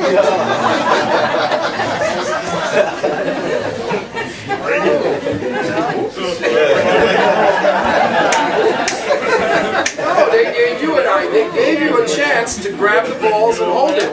Look at this, because the balls I'm talking about is a way of being. That's what I'm talking about. Independence is a masculine trait. It's not a feminine trait. It is not a masculine trait. It's not a feminine trait. It's a masculine trait, because independence is necessary for you to be a proper problem solver, someone who is autonomous enough to search for answers, to solve the problems of society, to make the society safe, to nurture and to give and provide for that society, so that your children and your wife may be able to flourish. Because a woman doesn't flourish in a hostile environment. She doesn't flourish when she is sick and crazy and out there stressed, trying to wonder who's paying the rent, where am I going to get my next food, who's going to help me with my children. That's not what you're supposed to do. You're independent, but just as crazy, even not crazier. There's no such thing as an independent woman. And even Gloria Steinem at the end in Time magazine said, if I had it to do all over again, I would have just gotten married. This is what she said. So let me just round that off. Sovereignty starts with us, man and woman. The man himself is the initiator, and by our own nature, the terminator. We give life and take it. That is our lot. We are inspired by both the masculine principle to give life and take it, and the feminine principle to take it and give it. Because Kali, which is the age that we are now coming out of, is Sekhmet. And she is driving the energy today. So it isn't about patriarchy, it's Sekhmet going wild. And who else to carry out the death wishes but the death bringer, who is the male? The one who gives life, nurtures, the sustainer is woman. And that is what we are tasked to support and to protect. But if you do not let us protect that by making us superficial, if you want to be a man, if you want to be independent, if you want to do what men do, then you have made me a redundancy in your life. And if I am a redundancy in your life, then I am not prior to you. In other words, everything that you will do will try to equal who I am, and in so doing, cancel me out. I can't have a baby, so that takes me out of that. I can't take that job. I can't nurse the baby, for Christ's sakes. I can't even get anything to come out of that. Your function is to anchor everything that we rip up to create and to make for you. We make the house, you make the home. There it is. We don't have that sovereignty yet. So if we don't have it, and there's a lot of brothers out there that's taking advantage of that, thinking that when sisters surrender to that, they can take advantage of that. Now that's an estrogen toxic man. Just like I talk about testosterone toxic women in my book. By the way, if you wish to purchase my book, you can give me the money at a discount, because it's usually $80 to get it. It's a 700-page book. But I charge you for $65 for it. So if you want it here and you want it, we can make a list, and you give me the $65, your address, I will send it to you, because it's print on demand. It's too thick. It's a hardcover, and I can't be carrying a book that's this thing around with me. I'm sorry. But you make me redundant. if you are going to take my place. You are taking over. There is no sovereignty here with me in my home. If I cannot exercise the right of a man to make a mistake being a man, because right now, as a melanated man, I have 2 strikes against me, and I am swinging high on a low curve. Notice that, because again, I cannot fail. As a man, I cannot fail. If I do fail, then I'm out of the game. As a woman, you can fail. There are backups to the system for you. Right. Quiet as it's kept, you can find aids. I defy you to find me as many women-based assistance organizations in this country. Very true. Try to find me a man-based assistance organization in this country. You all are coddled beyond belief. Why? Because if they take away the imperatives that I am supposed to fill, that becomes your man. Right. You are now loyal to who feeds you and your children. Right. So you can make me superficial, which is why in my book, the second half, I rip into the science of what the civil rights movement, the feminist movement really was. The feminist movement was not about women power. And I know people looking at this tape is going to definitely say, well, there's another misogynist. All these names they gave to me. And this was how long ago you know me saying this? About 15, 20 years ago, I was predicting what's going to happen with us as men and women. For those of you who were sitting and see, sister may have been there, and I said it's going to happen. They're going to start you sisters doing this, this, and this, and here's what's going to happen to brothers. That's why we have jobs for women, PhDs for women, and jail cells for the brothers. They destroy the boy at the age of 6 because they feminized the education system with something called outcome-based education. The feminization of the education system destroyed the impetus and the onus for masculine learning. Men don't learn like women. Women learn in very nice little groups. They sit very quietly. They're very, what do you call it? Boys are testosterone in sneakers. You do not teach a boy to sit still like little girls. You have crippled them. That's why they left in this state alone. 67% of all the boys in high school left. Why?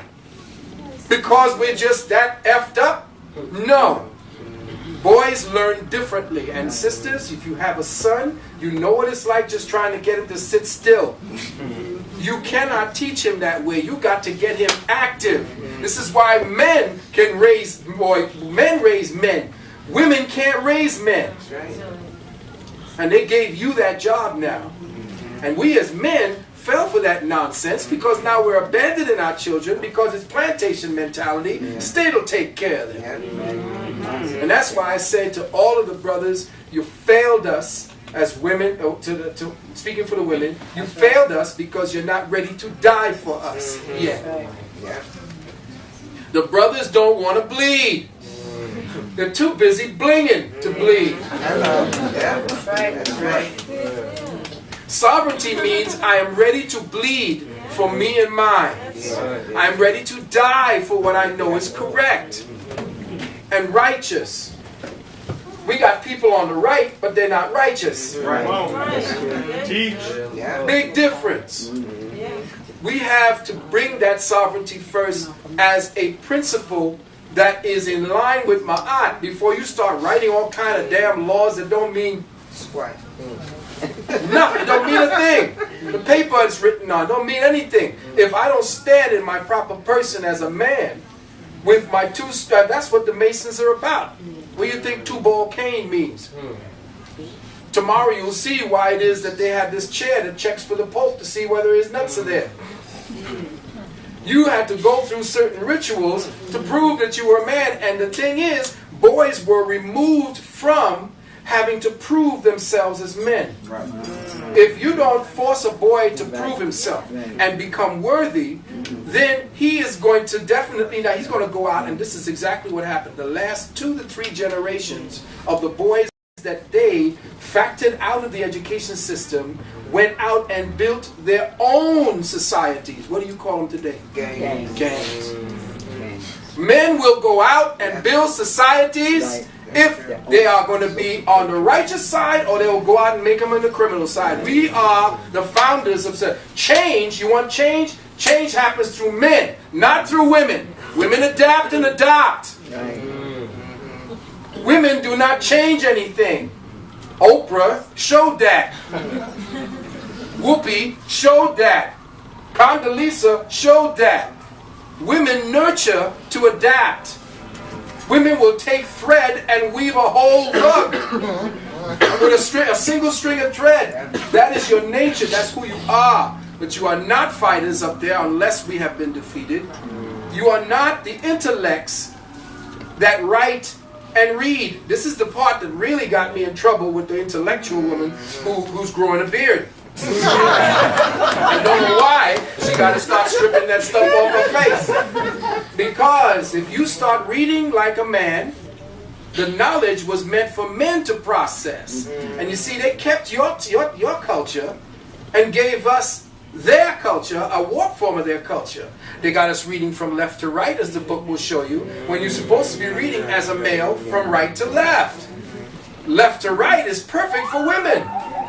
And you wonder why in your school system, girls do so much better at reading in the earlier stages than boys. That's not an accident. It's all planned. It's planned to destroy your children. And the best way to destroy a society is to first attack the entity or the principle that will give you the most resistance. Back in the early 60s, they knew they had to move to the next psychopolitical stage of conquest. They could not come with an all-out attack. So what they did was they stealthed us using Sun Tzu's Art of War. They said, if you want to destroy a society, a collective, you have to make sure that the one defensive agent that will come at you with everything is first destroyed. And who would that be? The men. If you don't destroy the men, then you cannot conquer that society. There's no way. So what happened in the 60s?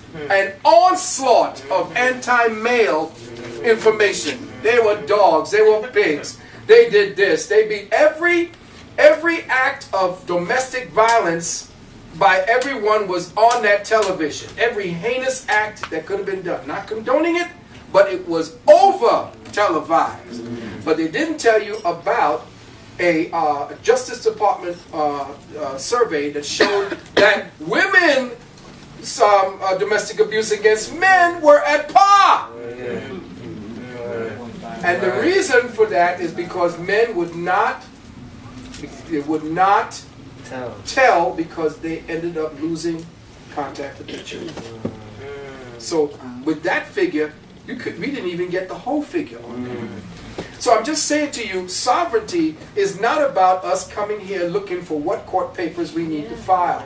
The first form of sovereignty is, am I sovereign with you? Am I sovereign with you? Are you going to be there as the mate in my life? Are you going to be there, whatever it is? And to start training the young girls to start looking for husbands rather than careers. Right. Because essentially, in all of the Eastern countries, they're still doing their culture. They're still having their babies, they still have their culture, and they are also acclimating and doing this as a side. They got education up the yin-yang, but that is not the principal focus. All of the women today, the first thing they show you is how fabulous can I be? Here's what he wants. Let me tell you something. Men, because of what women are able to do today and what they have accepted to do, they have extended the adolescence. Because you're supposed to come out of a specific period of time when you do this. And then you stop at that point, look for marriage, and then you move to that next stage. Right. Sex is supposed to come at a blossoming time and then begin to die out for wisdom. Because your lust precludes it. That's right. You know, you, like I said, you can't create out of both heads at the same time. But now they want you banging through your 80s. You got old ass white man that think I'm banging strong, baby.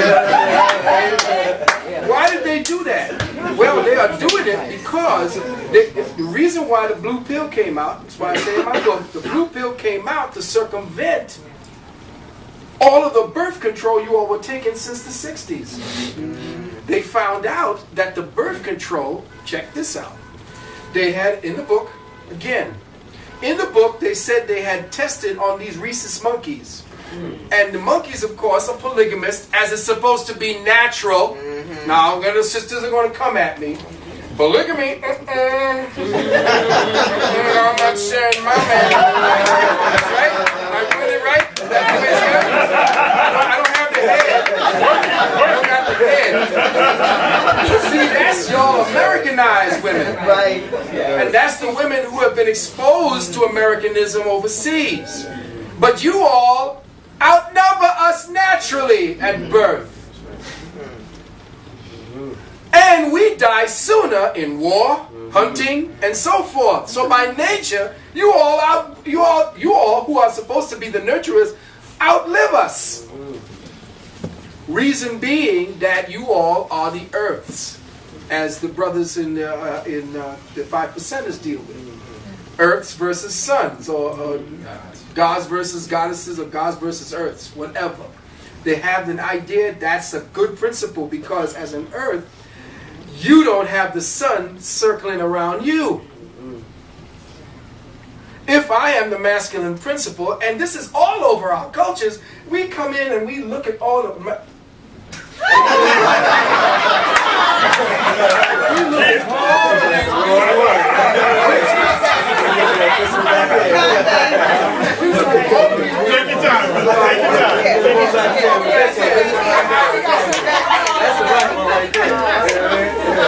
We look at all these beautiful pictures of our brothers and sisters in their African wares, and we forget what made them that way.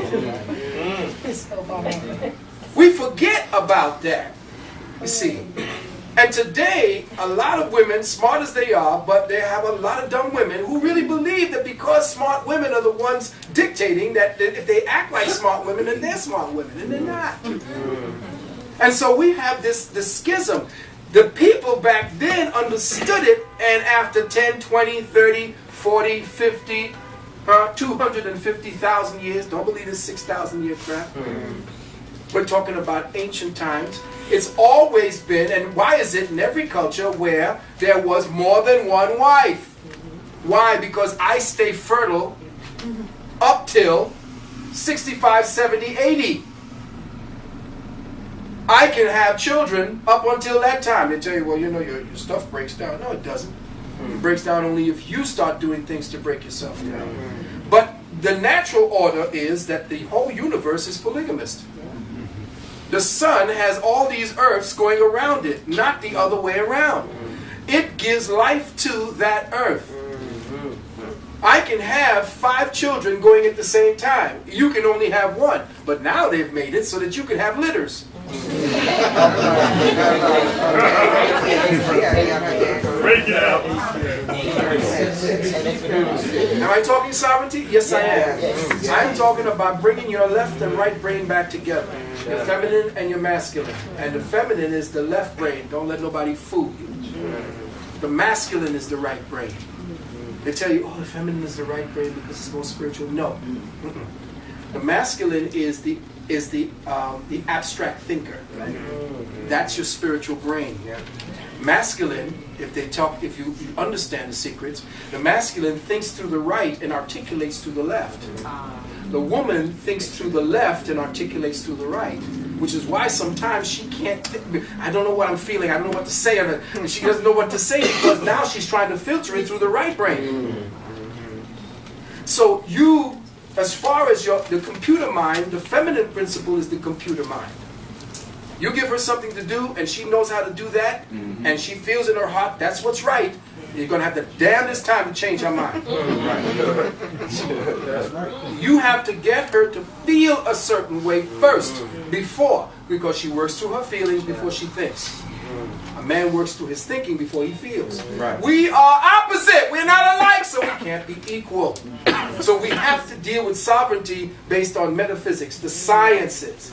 The true sciences that our ancestors set up as culture, because culture essentially is the quintessence of science. It is human science. It is the way we interact. We have factored down mathematically the way we behave with one another, and we know that there are certain things in place in culture in order to circumvent anything from unbalancing that factor. So first, if you want to deal with any kind of sovereignty, find the sovereignty with your mate. Find the sovereignty first with yourself and balance inside of yourself first. You could be out of your mind and try to be sovereign. You can look on the surface like you're sovereign. But you're like Jack Nicholson in what do you call it? The movie. Shining, yeah. Okay? We're going up in 5 minutes so we can have a break. Okay, and after that, I will field the next set of questions. Don't ask me when I am off any questions. It's not fair for me to answer you privately, because your questions may have some fulfillment for everybody. I was going to share with that. So with that, if it's all right with permission with the host, it's all right to break right now. We're going to break now. Actually, all the chairs are filled, so just everybody just respect your space. Okay. Respect the bathroom time. Don't be in there trying to rearrange your life. Take care of business, come out. And by the way, if I may, if we can have a pad, for those of you who wish to buy my book, The Wounded Womb. Oh, yes. The Anatomy, Metaphysics, Politics, and Economics of Women's Diseases. We actually have contact sheets. Okay, if we can put that, if they would just pass it to me. Yeah, we'll pass it around, and if you do have a down payment of $65 now, I could take your name, and when I get back in on Monday, I will be ordering your book, and you should get it in about 2 weeks. That's how long it takes to print. Now, we also have, so you know, we have Lady Prima outside, and she's selling her book. So here we see it back. So Lady Prima will be autographing and having her book out. Make sure if you're going to go downstairs to get some air or something, make sure you have your half a ticket so that you can just come back in. So we have 15 minutes because we're changing tapes. Because your dreaming is not real dreams. What you're doing is, because chemicals are being released at an inordinate amount of time while you're sleeping, the chemistry starts getting in your head, and because your thoughts are hieroglyphics, they're not words, they come back in the form of pictures once you've been activated. So these pictures get scrambled, and you get these dreams about all kind of weird things. You had the head of a dog, you're walking around, because everything is mixing together. So be very mindful about how your chemistry is being perverted by the way you eat. Never eat when you are angry, definitely. And people asking me whether we do consultations. Yes, I still do the life path. I do the life path. We have had 90%, 93% success rates with cancer, the so-called AIDS, and all of this other nonsense that they name it. All of that is just medical abstracts. They don't mean a damn thing to the universal creator. And we teach metaphysics, we teach naturopathy. So the science of naturopathy, the metaphysics, metapsychology, all of this goes into the healing process. So if you know anyone who wants to deal with it, we start at $495. I'll tell you that. We work all the way up to $3,500 for the 4 months. And with that time, you are actually in school. You know, you are in school with us. We take you by the hand, and we are your mentors through those 4 months. And if you put in the time, we will be there for you 24/7. But if you're not, we'll know you're jobbing. So tell us, because we know what you're supposed to obtain within 1 month, 2 months, 3 months, and so forth. And we will nurture you through those particular periods of time. And anybody who wants to do it and they're serious, starting price is $495 and it works its way up to $3,500. For those who are serious, the $3,500. When you put your money down, that's when everything in our temple stops. And and we focus directly on you, because we know you're serious then. You give us half of that, we know that you're not messing around. So we're ready to do that. Okay? So the main thing is your clothing. Make sure that your clothing is pure cotton. It's not crap. If you're wearing polyester and all the rest of these things, take them off. You don't need them. And some of these diamonds that these rappers are using in their materials is crap. You could never resell the garbage that the brothers are wearing around. They're not even hiding that they're giving our brothers crap. I would say that your clothing should breathe. It should have, especially our sisters, please take off the pants, because it's necessary that that vagina begins to breathe. If you do not allow it to breathe, because it's an open orifice, it will fester. It will give, it will, you know what I'm talking about, ladies. I know we're up here in crass, but that's where I come from. All right? Sometimes I want to go back. It's necessary that you all understand and understand that that is necessary, especially our sisters, to start taking care of themselves. Tight crotch-fitting materials on sisters is no good. We never did that. It was never like that. It never happened. Excuse me.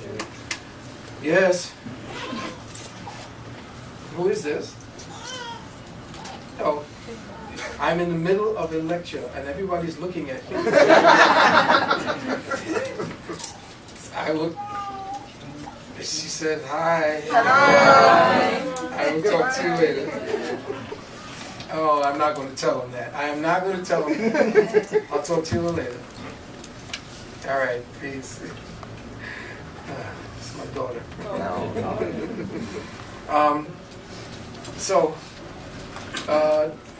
Clothing and tightness. And tightness, right.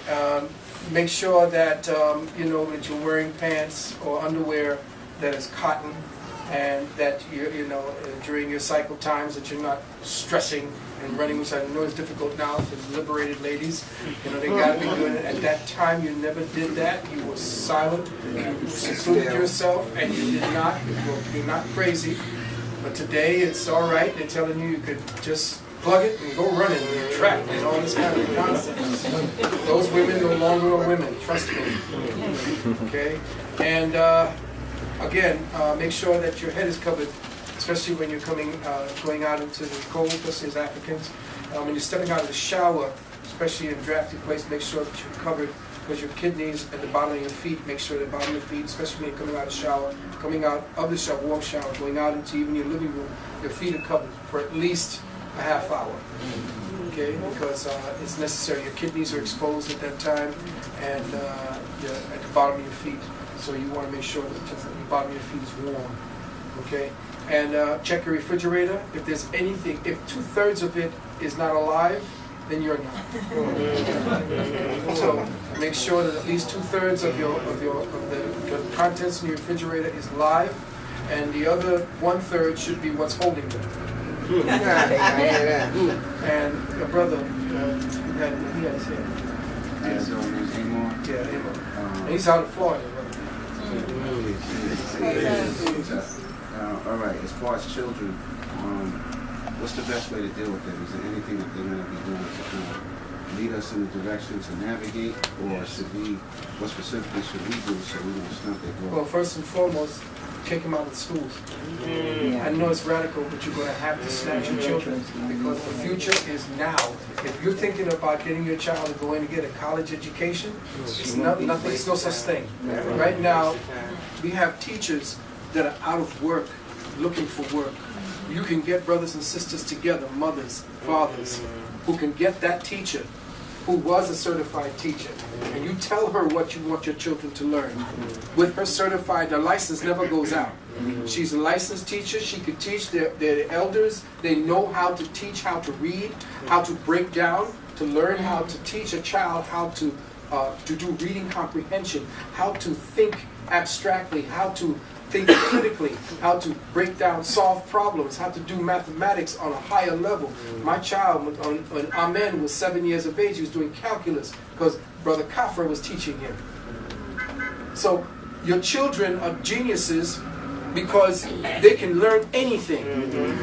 It's just that what they teach them is to marginalize them to become good slaves for later. So the first thing to do is to take your children out. Now, how do we get the women and the people to take care of those children at that time? Well, then the men are going to have to step up. The men are going to have to step up to make sure that the women have the food in order to feed the children. That the men got to step up so that they can consolidate. If you got to do whatever you have to do, I am not here giving any hints that if they got to go out and hit places, do whatever they have to do. Honestly, you didn't hear that. Now we say that. But whatever is necessary as men, you do what you have to do. The Godfather showed you that. They didn't give a damn about what it is that they did. They said, "I take care of my family, whatever was necessary." But we have forgot about that. Whatever is necessary for Malcolm. Right? Yeah. Any means. To protect the children, turn off the television. In fact, children should be watching television under supervision, because it is on the side of the television itself should have explicit material. That material that's coming out of your television is hypnotic. It destroys brain cells and it makes them addicted. You could addict somebody with light, and people don't understand that. That they have found the science to addict you with light. It's called the strobe process. Strobing is how you addict, and that's what a TV does. A TV does not give you a blank screen with a picture. It gives you a pulse. So what happens is the pulse is synchronized with your own consciousness absorption. The way that you factor information, it's factored on that particular level. So it entrains your attention. And it goes right past your conscious mind, so the filter that you would automatically put up is gone. It goes past that.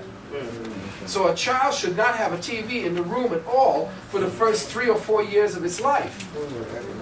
If you do not train that child to go into the imagination, which is the field of consciousness, the field of creativity that the Creator left in there for them and her, allow that child to access where that child had just come from. Because the field of imagination is a territory. And they're telling you it is a territory that is being colonized by Pokemon. See, once you put a Pokemon, once that child begins to learn that Pokemon can come into there, then an alien has invaded that very pristine space.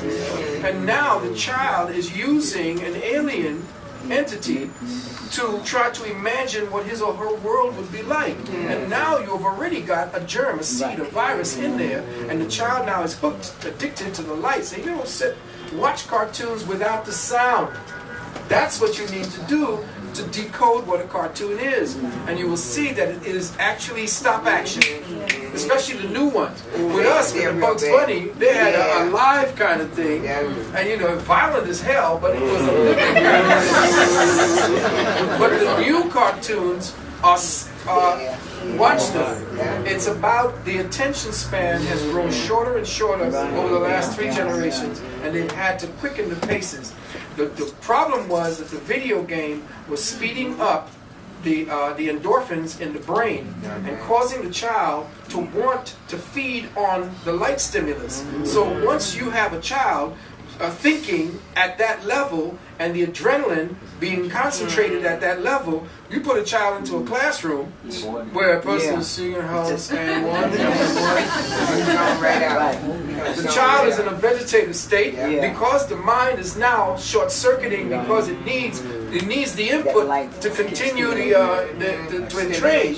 The child has gone off the deep end, and they did that to the male especially because his mind reacts at that level. That's the level you train a young man to reach over a period of time. Whereas those synaptic linkages, where all of the ganglia, all of the nerve endings that create are coming in a sprout. But what they're doing is they're bypassing areas, and there's parts of this child and he can't connect the dots because the necessary process to grow those brain materials, the brain connections weren't there. They were stopped. They were bypassed by the video games. So no video games, no TV, none of that crap for the first 5 to 7 years of your child's life. No reading for the first 5 to 7 years. Why? If they were dealing with pictures, you are a three-dimensional creature, which means your psychometric acuity is based on three-dimensionality. You process the third dimension. You don't process two-dimensional words. That's not what you came here to do. That was essentially for the males, not the females. Women who try to process too many two-dimensional words, what happens to them? They lose essential vitamin A, they lose iron, they lose vitamin C, they lose all of these, and then they lose their feminine integrity because estrogen needs these components to be integrous. And that is why women lose, and that's why they have all these, what they call, not indirect, what is that when the period comes here, there? Oh, sporadic? Irregular. Yeah. Irregular cycles happen with women who are behind computers constantly all the time because they have constantly, their brains are constantly going. If your eyes are processing two-dimensional words like they do on the screen, you are using more energy than you would if you're processing three-dimensionality. So to process the two-dimensional words, you use more energy than you would processing three-dimensionality, which is why most of our children are myopic. Not only myopic in their eyes, but myopic in their thinking, because they learn to read too quickly. Whereas children should be outside, they should be into first-hand interaction. School is second-hand experiencing. So all our children only has a second-hand experience of the world. They don't have a first-hand experience of the world. Our children don't touch snakes, they don't touch bunnies, they don't touch things. And that's what's necessary for connecting to learning. If you don't touch whatever it is you're learning and feel it and get into it, you don't know what that is, only an abstract idea of it.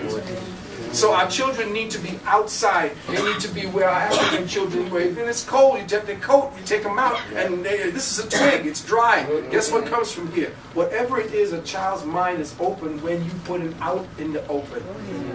They are, and again, you can make learning can be fascinating. But a classroom like this, this is how white people regulated their own because they could not interface that way. Our African children, or Cayenne children, they need to be out, they need to be moving, they need to be dancing. And the one thing you need more than anything else for your children is music. Your children should learn to music. Music is the #1 learning tool. Don't believe about hooked on phonics. Damn phonics. Okay? Phonics is about you mimicking intelligence. You can teach a monkey to think, to talk. Just like they had that gorilla, sign language. Coco can sign language and tell you what it wants.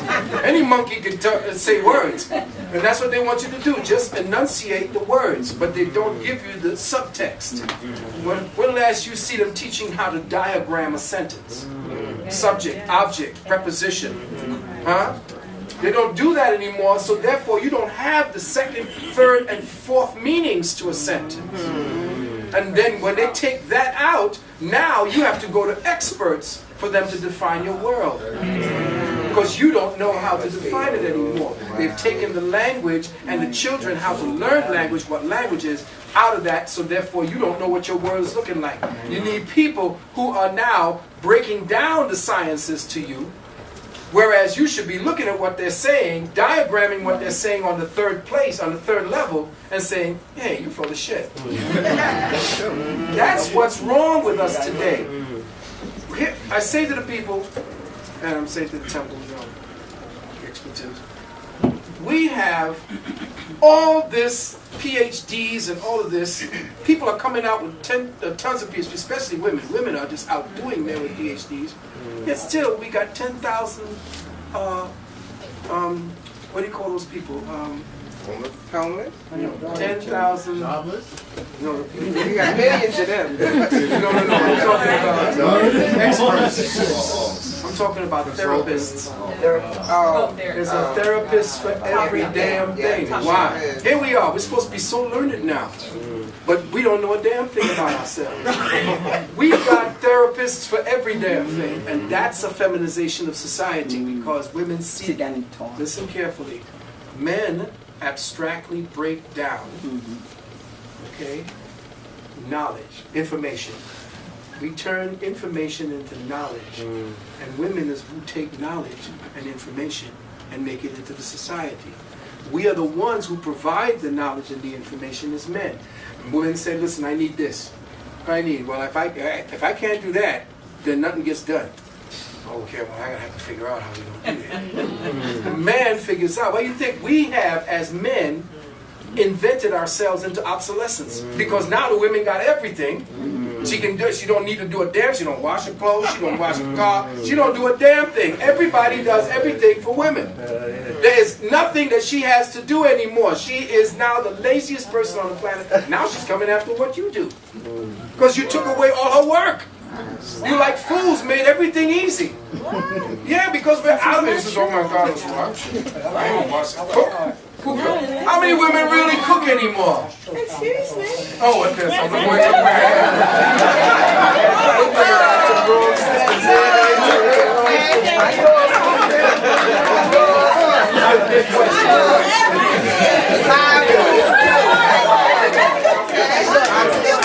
I'm going to pull my foot out of this. But you see why I'm saying to you, when I talk to the regular audiences, they're looking at me like this. Because we don't teach them. Because I remember when my mama was coming up, my sister had to stand by her at the stove. And you do this and that, and you sit here and you learn, and they had to learn it. In the kitchen. You see, and the thing is, my father told me, my father said, here boy, you come here and you learn too. Because you ain't never you ain't gonna wait for no woman that's gonna be thinking it. You're gonna learn to cook and cook yourself too. But the main thing is that as the sisters and as the brothers, we have no distinctions, so there's no more, there's no draw, there's no allure anymore. What attracts a man and what attracts a woman. So we don't have that anymore. But again, back to the children very close so we can get to the other questions. The main thing is that whatever it is that they are trying to promote you to give to your children so that they can give you a leg up in your learning and all that, it's crap. There's nothing that is going to take the place of good old-fashioned reading, writing, and arithmetic, and critical thinking, critical analysis, and critical oratory. And the belt. Learning to argue. Every now and then, yes. Every one of my sisters. And a good spanking. And the belt. But you see, the thing is, you need the belt over here only. Because in Africa, we didn't have to beat our children. That was unnecessary. Our children weren't even in that mentality. You see, because everybody was their love, everybody knew them and so forth. If they did anything, then ostracizing them from that. That was the worst you could ever do, is to ostracize somebody from there and you know that you did something wrong to atone for that. That we had our checks and balances. It did not need to be violent. We got violent as soon as this Caucasoid came on the scene. When he came on the scene, we had to get violent because he was violent. I remember when the war used to be a dance-off. If you looked at old warfare, all of the old tribal wars, it was a dance-off between the baddest, what do you call it? The first one to get hurt stopped everything. And they say, well, hey, Africans were punks. No, Africans understood the value of life at that point. That's what you call civilized.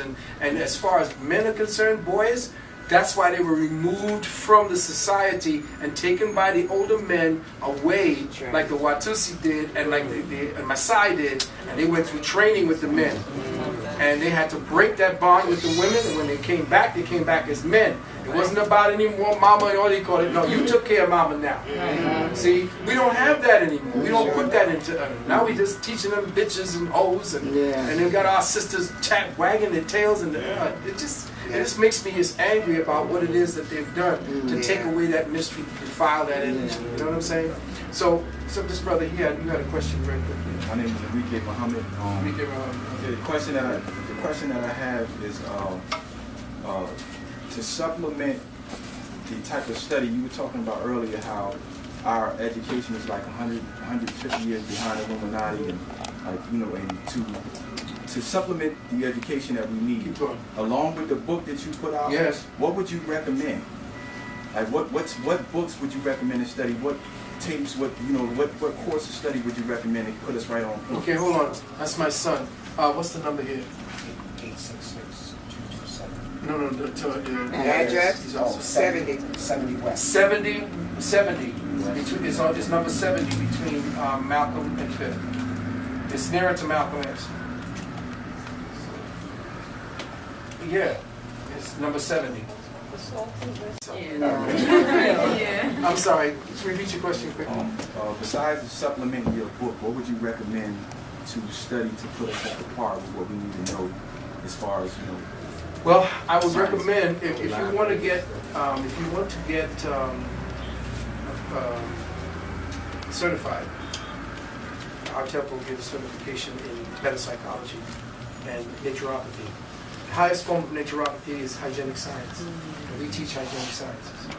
They have different versions of naturopathy. We teach the different other forms, the other art forms, like herbology, homeopathy. We're going to teach craniosacral biodynamics. But what it is that the highest form is hygienic sciences. We do not practice at our temple something called poisonopathy. Poisonopathy is what everybody else practices, even herbologists. So we teach you herbology, but we're teaching you how to poison effectively. But we teach you that that's not the first course. That the removal of poisons is tantamount, and that the replacement of what is natural, and that is the 4 elements: fire, air, water, and earth. W-O-R-D, and flesh. That's what you are.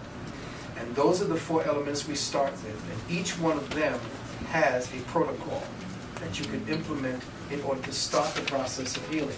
Because these are the 4 things that the body will automatically respond to. It responds to the word. It answers to the word. So if you understand the 4 principles and how to apply that, then you understand the true meaning of what healing is.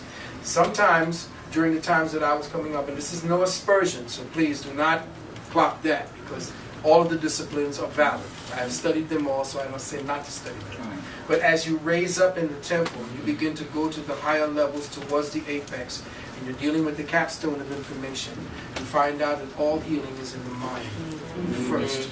Second, the next form of healing is instituted through water. And then as you go through the water, you deal with the fire, and then you deal with the air. These are the 3. Now, these 3 principles have, as their adjuncts, principles in earth, or on earth, and in different supplies that you could enhance, and the body recognizes it when you put it in there.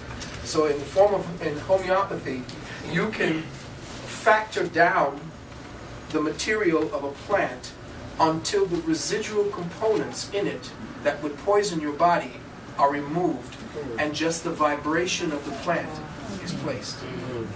So that's the most efficient form or use of herbs. If you're taking it in the form of the gross form, if you're drinking it in, there are no vitamins. As you grow higher, and I'm not trying to displace anything, please. But as you grow higher in the knowledge, you understand and understand that once you pervert something, you've changed the chemical consistencies. And if they tell you that it's a vitamin in a specific herb, then they're looking at the herb before it's been changed, because that vitamin is no longer that vitamin after heat has been applied. So once you have changed something, the body now looks at a convoluted form of what was natural, but now it's unnatural. It is turned from a nutrient to a stimulant. Now, if you have a stimulant, you have 2 different types of stimulant. You have non-vital and vital. The non-vital one is putting in inert materials that your body has to flush later. If your body has to flush materials that it cannot use, then you are using extra energy that you would normally need for healing to get rid of the poisons. So you don't heal because of herbs, you heal in spite of them. The healing is done by the cell's intelligence, not by that. Notice this, at our school we teach, that which did not create you cannot sustain you or heal you. So we go to the essential level hygienic science, which is what they took from ancient Kemet, which is the use of light and energy in the form of certain carriers that have the least amount of residual poisons as vectors. Okay, so at the school we teach the highest form. So I suggest that if you want to, start at levels where you can know the plants, study them, because in survival you're going to need it. Because we teach first aid, herbal first aid. But what happens is, if you're out here in Mount Morris and you don't know what to eat and everything is shut down, you're going to starve. So it's best to know your herbs, know all of the herbs, know the medicinals versus the nutritives, all of them. Study everything. But at our school, it's for elevated. Our school, the University of Kemetian Sciences, deals with the higher components of it. And metapsychology, the metapsychology is like metaphysics to the second power. Everybody, if you want to deal with metaphysics on that level, then for certification, we have what is known as the initiate level. We follow the 3 principles of ancient Kemet. When you came in as an initiate, then you went into ascension. And from ascension, you went to perfection. So these are the 3 levels that we teach. Yes, brother, quickly. Yeah, peace, Brian. You saw about light healing you do at your university. Is there like sound incorporated with that too? Yeah. You touch on the relationship between light and sound and light and thought. Light and sound are components of one another. They're just variables of the same energy, except the frequency and the harmonic that it vibrates on. All the vibrations and the frequencies are just variations on a theme. So light and sound. Sound comes first because they said in the beginning was word. So the word is sound. So therefore, it is a vibration. They say when the Creator retracted on itself and began to do its self-analysis, that's when the word was spoken. The first word was spoken at the first analysis of the Creator's realization of itself. But then what it did was, it found it could not encompass the total knowledge of itself, so it only gave 1/10 of that in the knowledge. It retracted 1/10 and made the vagina that became reality, creation. So when you look at the circle and you cut out 10%, what you have, the feminine principle, that's matter. So matter was then expressed. As matter is expressed, matter is the feminine principle, it's the folding over of the Creator unto itself so that it will create to know itself. The Creator is dumb as a brick. It does not know itself because all knowledge cannot know itself. All knowledge is just what it is, all knowledge. So it had to detract from itself. So all creation is negation. All of your ancestors knew this. Your Kemetic ancestors always dealt with knowledge that creation is a negation of the Creator. The Creator couldn't create outside of itself. There's no such thing. So therefore it had to create within itself. And that retraction, when it went within, it touched upon its feminine, separated to the masculine, and then we have creation. Okay. Yes, fellas. My name is Amin, and I want to know if you could touch on the pit and cashless society and stuff. Yes, the cashless society now, we're beginning to see at this point, we're going to need a little door here. Yeah. Somebody please feed that. She's competing with it. Please, yeah. Pull the door shut. Yes. That's feed me. Yeah, that's what that is. I ain't learned them. Okay. So what cashless society, we're coming to that. More and more we're beginning to see the overburdening of the dollar, and more and more you're not going to want to deal. They're taking the dollars away from you. They've drained your savings account. There's no such thing anymore. They made the convenience of the card. Once they gave you the card, they took the cash out of there. Therefore, they took away whatever liabilities they had to trade it back into gold. So what has happened is the cashless system is no longer. What they did with your dollar was they fractionalized it. They began to break it down. So for every one, they would times it by 1,000. So that's how they would create roads. That's how they would make things. They would take your dollars and they would, they call it monetizing it. What they did was, and the problem with you and IRS is that you, after they have turned your dollar into an international unit, which is makes it more worth $1,000 more in hypothetical money. When you sign up under the IRS and you ask for your money back, they give it back to you in dollars rather than in international units. So you get back a drop rather than you're supposed to get. But if you do know how to sign up your 1099 and your 1040 and know how to put that in properly, then what you could do now is to petition the government or petition the IRS to give you back the monies that they used by taking your credit and monetizing it, or turning it into international units, making all these investments, making money off of you, and giving you hardly anything. In fact, every dollar you put in there, or say for $10, the bank actually takes 6 of it, and you only really have $3 in it. So they're making money on your money, but you don't know that you're supposed to be getting dividends back every time you put money into that bank. That bank is nothing unless your money's in there. So you're not getting any money back from you participating in that investment process that the bank does. So to do that, you now sign in a proper way, which is another way in a whole other class. And once you get the 1040 out to them, they will give you back your money that you've monetized. I'll tell you the secret is all the money that you've ever, all the money that was withdrawn from the bank to pay anything, not you taking it out from the ATM, that don't count. Monies that were taken to pay bills for that you could see, checks, money that was extracted, automatic debits, the whole 9 yards. The total sum of that is what's supposed to be what you actually put on your 1099. And you 1099 the bank. I'm not going to tell you how to do that because I'm not going to be responsible for that. You can take all of what you spent and can legitimately prove that you spent.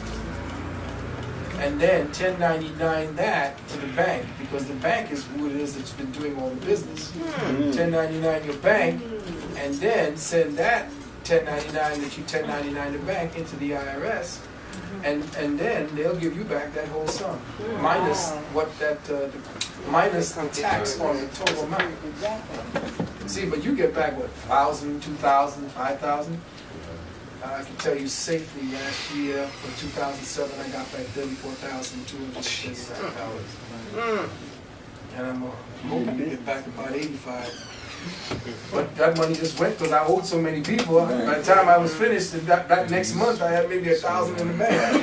Because I had to pay off so many people, I had to help so many, like my daughter, my son, and everybody else that time.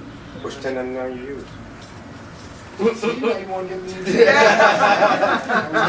fingers.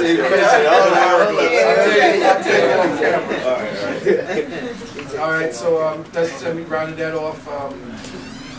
To begin to, there are ways for you to, there are ways for you to work the government if you want. But once you get in with the government, once you are set with the government, you can never not do that anymore. You're locked in for life. And if you don't do it correctly, they'll come back and ask for all that money. See, back. Right, so you got to be correct in what you're doing. Don't think this is a free lunch, because every time we learn to make one step forward, they change the rules a little bit. They'll know who knows about the change of the rules, because if you keep doing it the same way, they know you don't know, and they can now go after you. All right, I'll go on this side. Yes, how you doing? My name is Mark. You mentioned earlier in reference to sovereignty, about whatever entity that's looking to be sovereign has to go to a higher court to be approved or be recognized. Well, no. Anybody who has to be sovereign has to first have nation. Well, let's say they do, and they have to be recognized in a higher court. And also, you mentioned there are 16 things, documents that you have to actually, that you have to, I don't want to get too deep into it because then that's a whole other class that's going to be taught here. Okay. But those documents have to be filed with The Secretary of State, definitely. You have to file it into your county. You have to file it into, I think, if it's in a district or in the court. And you have to send one away. We have to go down to Washington, D.C. and have it, what is that word? Authenticated. Yeah, you have to get authentication. So all of these things are necessary. It's not just so and so and so. And then the UCC1. That UCC1 again still puts you back in because you haven't either authenticated or you haven't ratified it. The UCC1, people think that they have it. You know, they got the UCC1 and they think they're doing, they got the UCC going. I got my, they don't have a clue. We had not put that UCC together properly. And a lot of people are going to jail because of that UCC, thinking that they have the right UCC. There's two different UCCs. There's one that is, that you can actually notify the judge with and stop the judge, get the judge to work in your favor. And then there's another one that's actually a copy, which is nothing else but a notice. And you send a notice up to them, and you try to give that to the judge look at you like a fool. Because he knows the difference between the notice of the UCC and the true UCC that's been filed. Yes. We teach that here on Mondays. Okay, so Mondays. On Mondays, we teach sovereignty classes, and we touch on all those little points. Oh, that's what I was saying. This Monday? Yeah, every Monday. Every Monday? Yes, brother. What time? 7 to 9. 7 to 9. Brother Phil, I just want to ask a question that's pertaining to the whole conscious community. What steps should brothers inside the community do when they feel like they've been infiltrated? Where there's a lot of, you know, so-called provocateur behavior going on, divisiveness, people popping up out of nowhere with like different agendas. So, well, if you know who you trust immediately, first thing you got to do is to find out, you know, if these people are coming into your midst, then there needs to be a serious talking to the people who you know you can trust. And even then, you have to really check a background 2 and 3 deep. You don't know who's who. That's how they got into Wasatch and how they took down Wasatch. This dude was sitting up there and he was FBI. He was sitting right next to the Empress. This devil he is slick and he's going to use Negroes, you know, hollow Negroes, to come sit right next to you and you wouldn't know the diff. So what I can tell you is that if that person, you know, is too damn helpful, watch him. That's how they get in. They get your trust. If that person starts talking to you about somebody else and starts bringing out faults, and that dude didn't exist before that other brother that he's criticizing, watch him. So you have to, it's that sense that you already have that has been locked down and has not been given a chance to be exercised. The mother wit that your mother was exercising and showing you every time you thought you could get away and she knew you did it. Yeah, that's the part of it that you have not trained yourself to actually get into. They will show themselves. There are ways for you to open your mind to it and then isolate. Isolate, call them out, put up posters around the community, you know, get his face up there, her face, and put agent underneath it. You know, that's what they used to do at the Black Panther meetings and at other meetings when we had them, when the police used to infiltrate people who we knew were the police. We'd take pictures, and then all of a sudden on the next bulletin board, you'd have these big-ass pictures, police, police, police, police. And they're all in their cookies, and they're looking good, police, police, police. So there are ways for you to get in there. It's just a matter of you having to keep your mind and your heart open. Because if you're a righteous man, then all the things will be known to you. You have to be like twice as vigilant today as ever. You know, especially now with all this Obama drama coming out. Definitely. Yes, but yes. Good evening. I'm Azania. I have a question. For March and July, you said there would be experiments where they'll be dealing with time warp. Is there any correlation between those experiments that they'll be doing, and what they're talking about, the 2012, the decrease in magnetics and the Fibonacci theory? Yeah, there's going to be I know we're going to get into some deep metaphysics here, but I don't want to get too deep off of this. This is about sovereignty. But what happens now, we're on a tract that our ancestors were on before. And we've stepped into it. In other words, it's like a groove that's been there. That every 144,000 years, our solar system comes in and steps into that groove. And that's almost like a gate, a light gate, where a few souls go through. But you're going to see millions of souls are going to die during this transition point, because they're leaving from out of this merry-go-round. This is essentially a light merry-go-round. And it's a karmic merry-go-round where everybody starts going around in certain circles. And you live at this point, die at this point, live at this point, but then you transcend. Because there are certain densities. What is reality except an agreement? It's all an agreement, and it's a density agreement. How will you calibrate the density? And how will that density now be calibrated as reality for you? Well, at this particular time, everything is speeding up. You're in a bobsled. It's like you've gone to the top of this roller coaster, and this is where we're going on. This is how knowledge is coming. Knowledge is coming like this. Mm-hmm. Now, I told you at the last lecture I did that what it took our ancestors 5,000 years to process, we're doing it in 5 years. Mm-hmm. What it's going to take us 5 years, 10 years ago to process, is going to take us 5 weeks. Mm-hmm. So right now, knowledge is coming, and enlightenment is coming like this. Mm-hmm. You have to be thinking ahead, because remember, they have already been thinking ahead. Right. And if you're thinking now, and you're just reacting to now, they've got your attention. Right. In our school, we teach that the most powerful thing that you give to the masters is your attention. Right. Because what else do you pay besides your bill?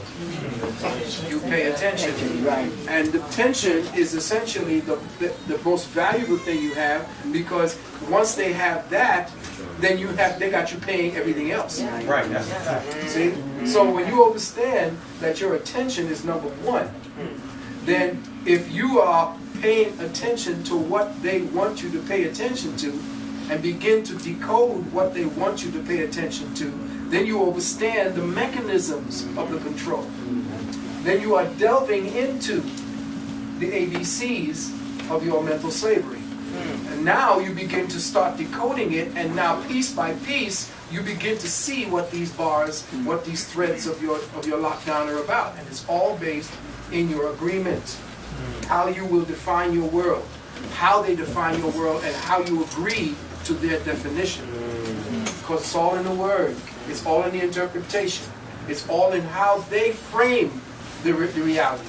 It's called synthetic synchronicity. They synthetically set it up so that it looks like it's real. So synthetically you think that the next thing happening logically must follow. But that's not logically following. It's just following the track that they logically told you.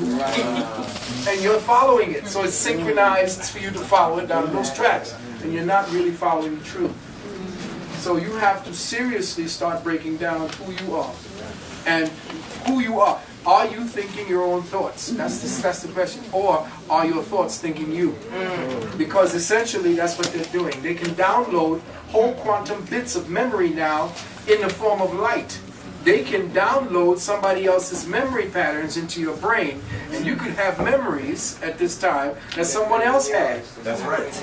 You think that's not true? It has happened. It has happened. They were experimenting on that in Iraq when they began bombarding from low Earth orbiters, or what they call LEO satellites. They began bombarding the military, the Iraqi military, with specific sigils that they were downloading into the mind. And these people were hearing shit. They were talking. They said, somebody's behind you. Jump, run. And people would be doing things, and they didn't know why they were doing it. It's because these were the technologies that they were experimenting on. And they all got it all worked out now, and they're coming over here with it.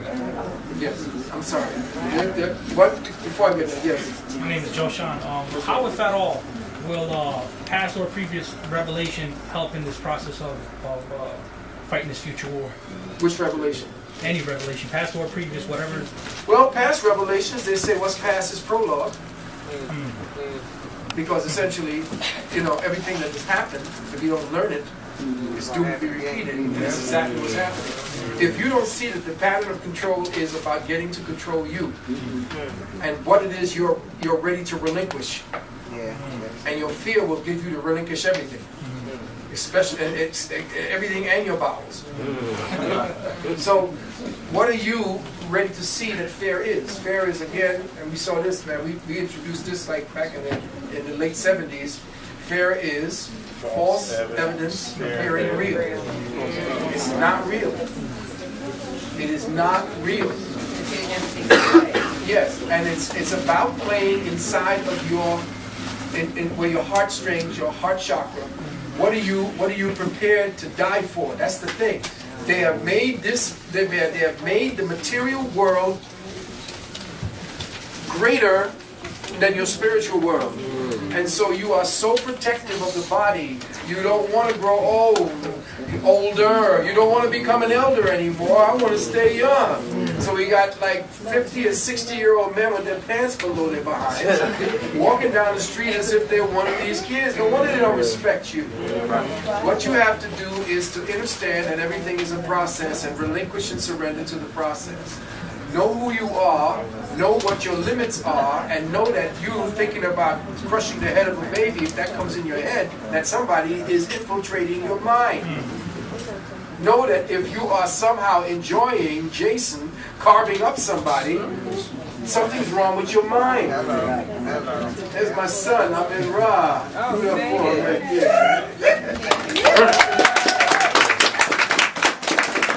And so, understand and understand that we have to do an inventory on our thought processes. See, this would be a perfect place to come, especially if they're teaching the yoga and the, not the Kubagani, but the Kubaan. That breathing, and it's because your breath is your thoughts. Your thoughts work with breath. Your thoughts work on the breath process. In fact, your breath form is your life form. That's who you are. Your breathing and thinking are one. Breath and thought exist together. So if your breathing is incorrect, fear causes you to breathe incorrectly.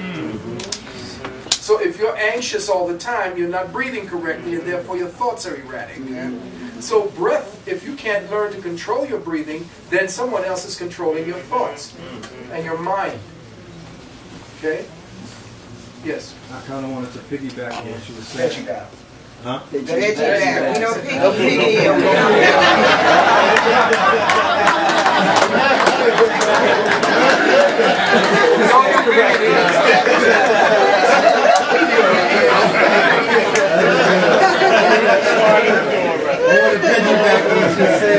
I was online and I forgot what the site was. That's why I wanted to. Is there a site to basically talk about the new weaponry? Because the same thing that you was talking about, I read it, I think it was last week, with all of the warfare, the mental warfare that they're coming out with. Like you said, they're embossing thoughts on people. They got the weaponry that could bypass your pupils, it bypasses everything.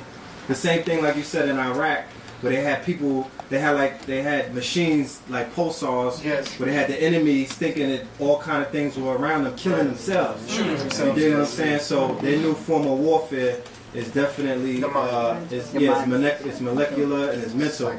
But is there a site so people don't think, so people could basically read it and be aware of these these weaponry, so when it's being used in these areas they can know what it is. Well, beautiful.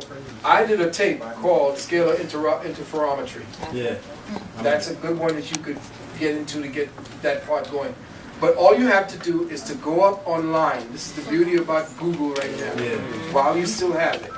Go up and put up Scalar, S-C-A-L-A-R, weaponry. And then put next to it mind control. And you're going to see a plethora of information come up. Matter of fact, they was using that in Gaza.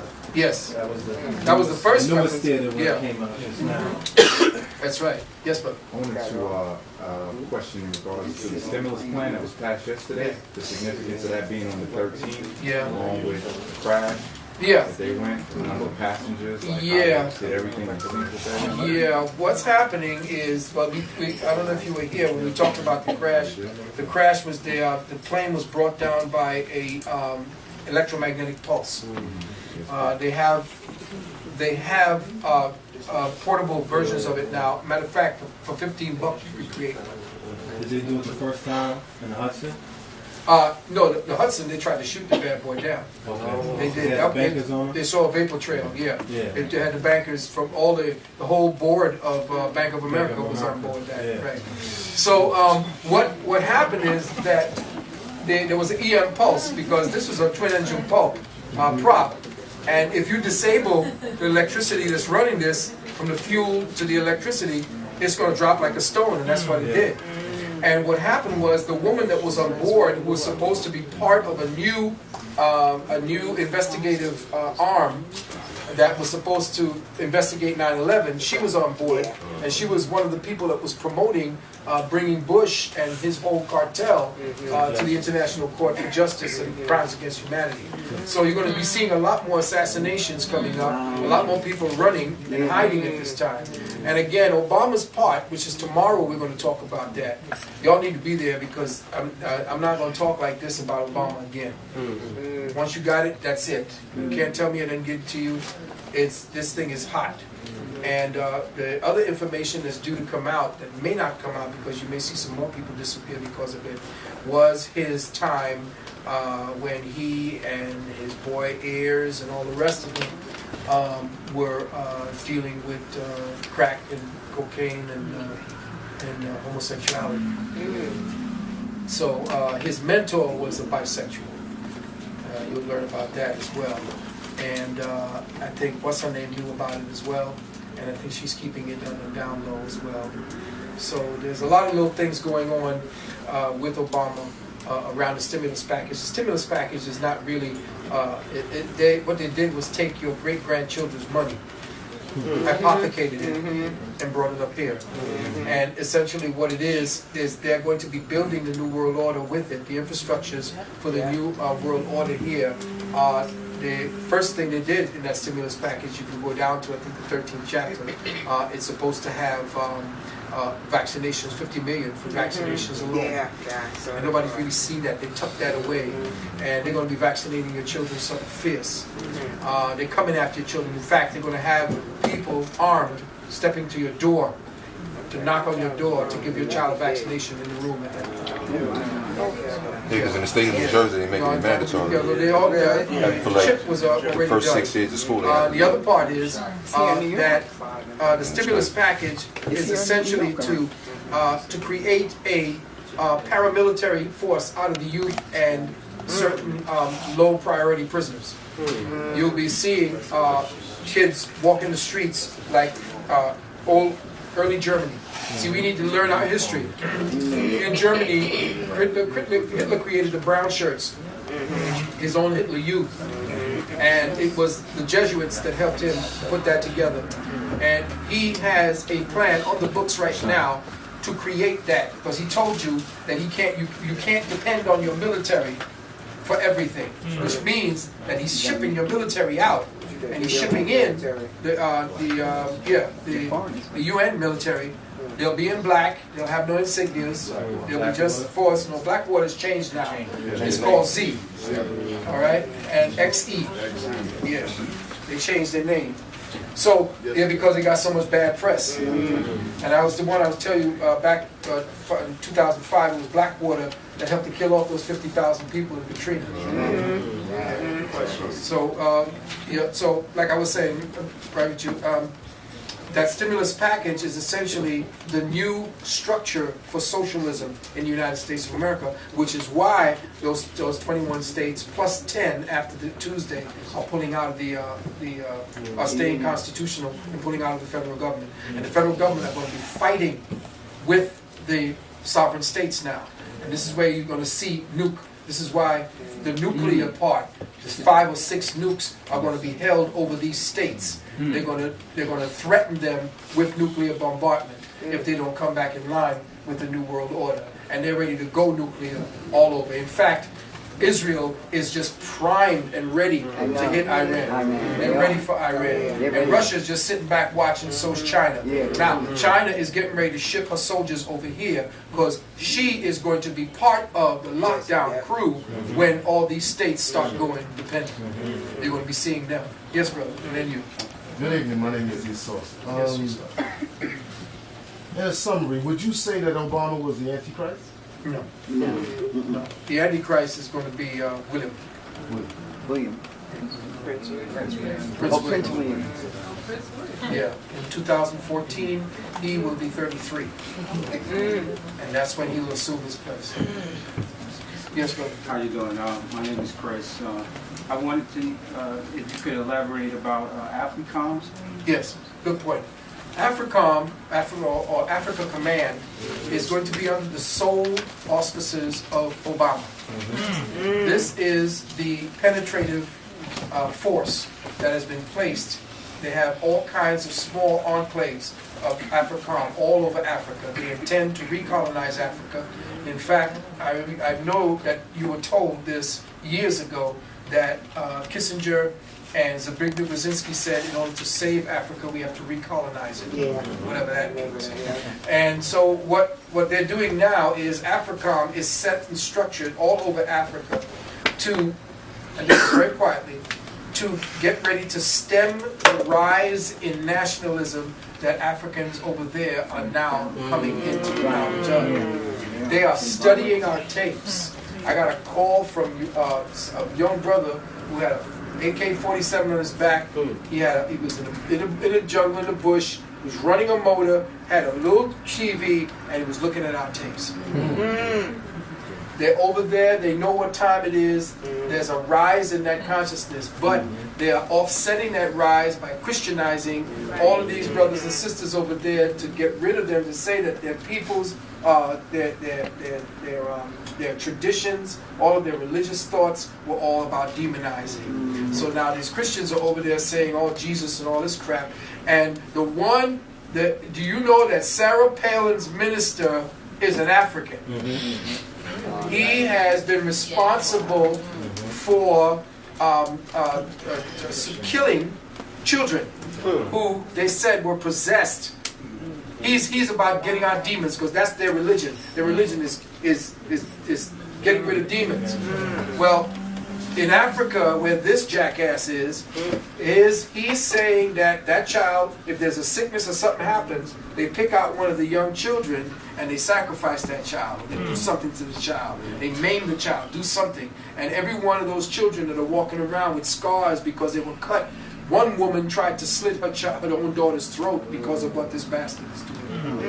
This is what's happening to our people over in Africa, but there are some of us over there, our people over there, who know what time it is, and there is a nationalism that's rising up. AFRICOM is to stem that nationalism because one of the worst, most heinous acts of genocide is getting ready to happen in Africa and India and parts of China. Now, China has given a warning to the New World Order. You come and mess around in China, we will start killing off the Illuminati. They issued a warning through this guy, this white boy who used to be a correspondent, and he used to be up in Canada. They kicked him out for trying to do a story on the Illuminati. Well, he took the story overseas, and in Japan he was holding a press conference, or was actually holding a lecture, speaking about all the ways that the Illuminati were going to use germ warfare and radiative warfare and missiles, and satellite bombardment technologies to start cropping and killing people in China. So China put him aside and told him to go back to the Illuminati, and he issued this warning. He said that if you proceed with your plans, we know where all the Illuminati are, but you don't know where we are. He said we have something called the red houses and the green houses. This specific secret society has been around for 3,000 years. And we have over 4 million people, 5 million people in our secret society. And of them, about 150,000 are assassins. They said that if you were to start that type of campaign in China, we will loose them on the world, and we will start finding the Illuminati dead. They will launch to kill the Illuminati. So we can only hope that they would try. Yakuza was going to go against what's going on right now. Well, they already did. This is what he said. They already said that the Yakuza, in fact, the whole AsiaCom market is already prepared for what they have been doing. Because remember, AsiaCom ain't into Armageddon and the rapture and all this shit. They know that this is a crazy white man. He's nuts. He's out of his mind. He wants to get to heaven as quickly as possible. Just like he created Allah to these people to get to heaven as quickly as possible. That's the same mentality. In Buddhism, it's about, you know, peace. Hey, chill. Pass it on. You know, whatever. It's about sitting down and enjoying yourself, not trying to strap nothing to yourself and diving into people and killing people like that. That's insanity. That's not even desperation. That's insanity. That's you believing that what you're doing is correct because your God told you, and some guy who tells you your God told you to do that. That's insanity. And it's the same thing with the Christians, because the Christians say, you'll rather kill them all and let God sort them out. Right. It's the same thing. So you have this three-headed dog called Christianity, Islam, and Judaism, and it's the three of these cousins that are causing all the madness on the planet today. And it just started a movie that just came out, not just came out, but they're just repeating it. I looked at it, I thought it was a phony movie, but when I looked at it, it's about glorifying the Caucasoid one more time. But it's a movie called The Pathfinder. And it was interesting because it was like, until the Vikings came over, there was no civilization over here. We were just sitting around, you know. And then they came over, and because they dropped off one white boy, and he fought back the Vikings, that we owed him, and you know, oh, let's just praise this one white man who came here. This is the kind of insanity that they can't explain when the mound builders, okay, did this white boy build the mounds? Did he build the temples that were over here? You see, we not connecting the dots. Did he help to carve that big black man's face in that stone that weighs 5 tons? We don't get that part of the history. But it was interesting to watch because the Vikings looked just like they're supposed to look in that movie. They look like animals. They look like beasts, and that's exactly how they had got them. I mean, they were perfect. The same guy that played in what's the guy when they cut your head off and you're the executioner? Highlander. Remember the guy who played the guy with the thing through his neck and his throat was slit? And he had him in the church, the guy? He was the guy. He looks as sick as that Viking, don't he? The same guy. But okay. Is somebody trying to tell me something?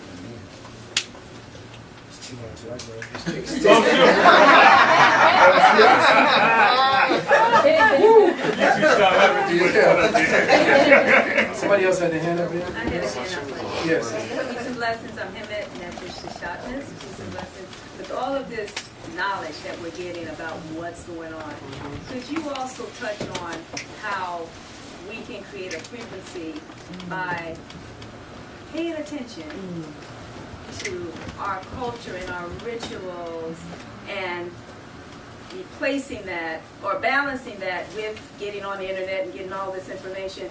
How does that create a force field around it? So no matter what, even if you can be in it and not of it, Right. you touch Okay, it? beautiful. Wanted to get it. Brother says something very profound about the drum. Yes. We say that the way we pass information is not just with the drum, but with the eardrum. Because the drum essentially hits at the essential. It hits at the heart. And what is the heart? The heart is the seat of the soul. People start saying that you got your pineal as a soul. No. Your soul is sequestered in a place in the heart called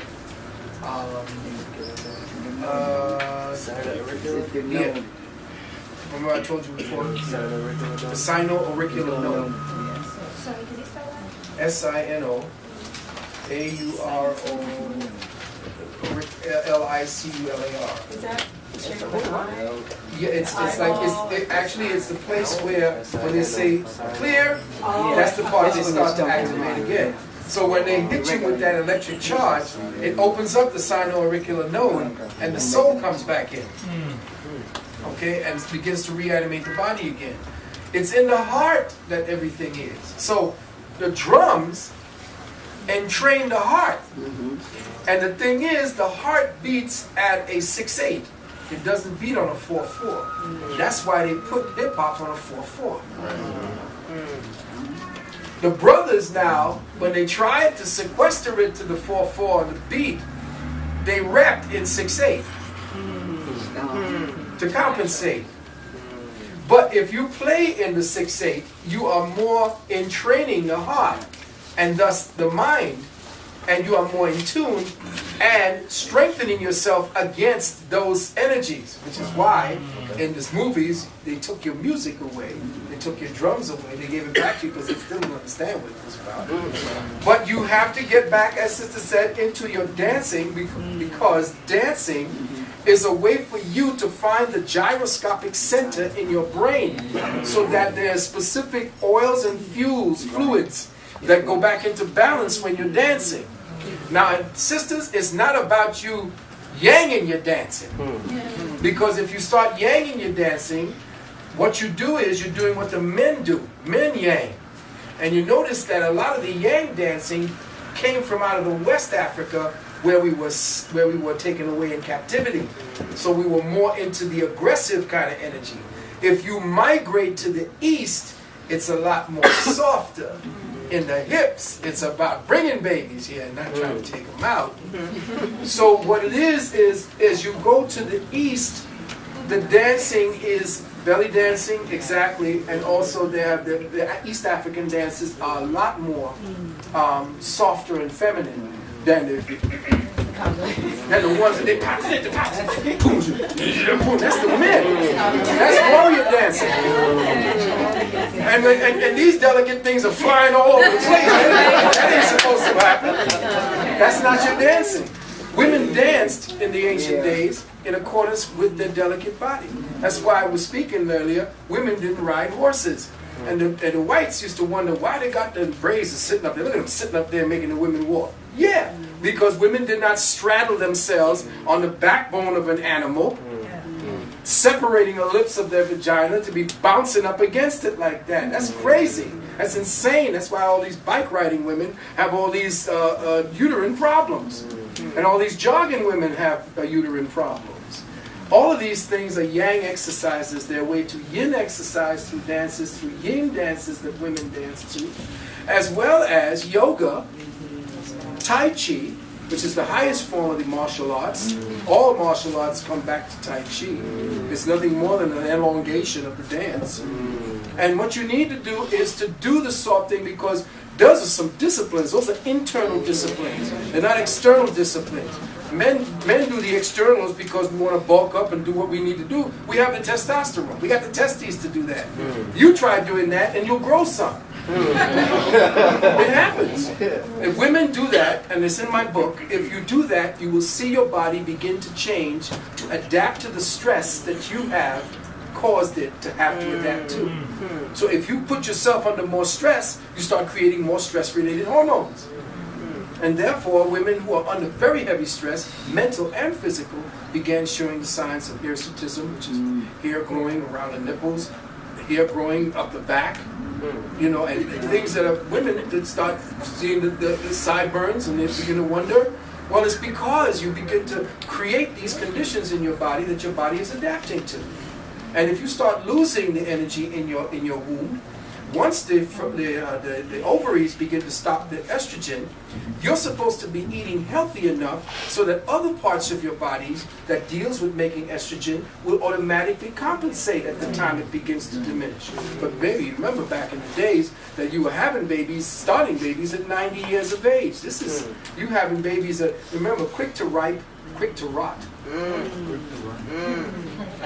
You think about that. The earlier you start things to do that, you burn yourself out, the longer it is. That's why back in the days, when women were, you had to go through a certain process, they were having their menstrual cycles at 17.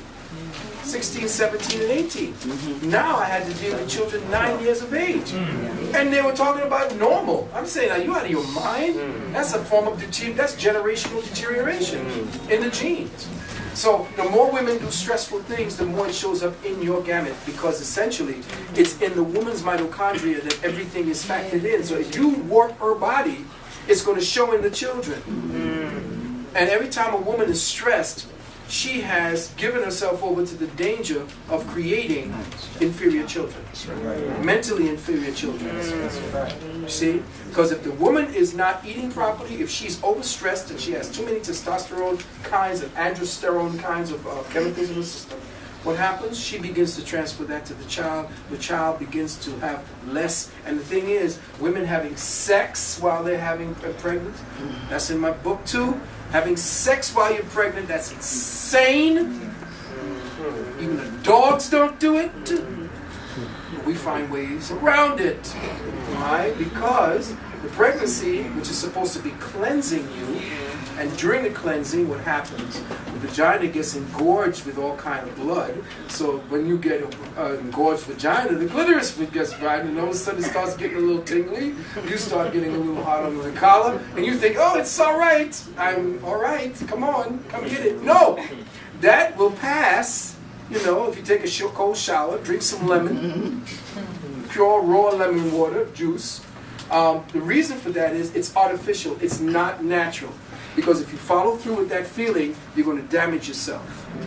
Because if you're pregnant, everything stops at that point. There's no more need for the procreative act. Now all your energy is going into preparing a solid, strong ground for that baby to be born.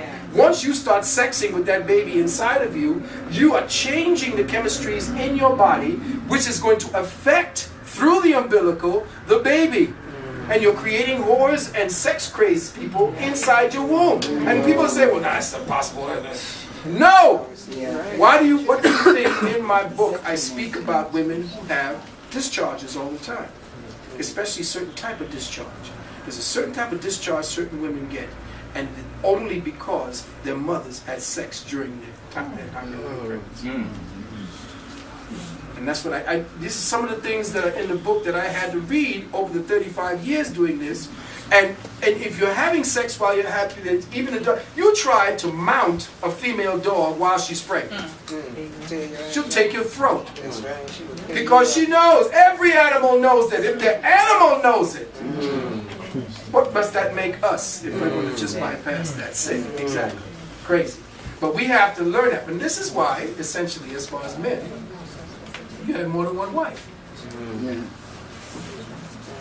You see? And then, of course, well, I'm not going to get mine. You see, the thing about it is, women were in season at that time. It wasn't a thing where you were constantly hyped up and sexed up. You are stressed out of your mind, so you are now out of your season. A woman is a cyclic creature. Her sex is cyclic, just like her menstrual cycle. It isn't that she's on and ready every day, all the time. Anybody who's like that, she's crazy. She's opening herself up for all kinds of vaginal damage. That's why it was like, you know, if we're the ones that's constantly, you know, ready and stuff, and she's, you know, and we respect that. So, I mean, leave me alone. You know, I'm not into that right now. We don't have that now because we're constantly trying to give you something to make sure that you're constantly ready. We've turned you into this constant sex-making, sex-addict machine. It's not that at all. It's not about that. And that's how we have these inferior children who do not have the attention spans, children that are weak in their constitutions, sick all the time, and the crap that they put in here, this Mickey D. murder burger, constantly feeding. I can see they got children. They got children. I see the mothers feeding little 1 and 2 year olds that hamburger with the cheese on it. Oh God! Well. So basically, with the drum and wearing your the colors, the crystals. I'm just talking about all of the nature things and everything that has to do with culture and nature. By enhancing that enhances your field against all of what this? Well, it depends on consistency. Yes. If it's just about something going in there just to play a game, no.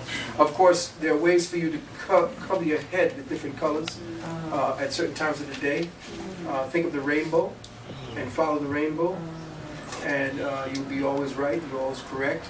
I deal with the pendulum analysis. Yes. I teach people how to deal with the pendulum. You can read anything. Anybody, if you tell me one thing, you step off that chair, I could read the chair and find out whether you're lying or not. Because you left an imprint on there. And lies leave a different type of imprint from the truth.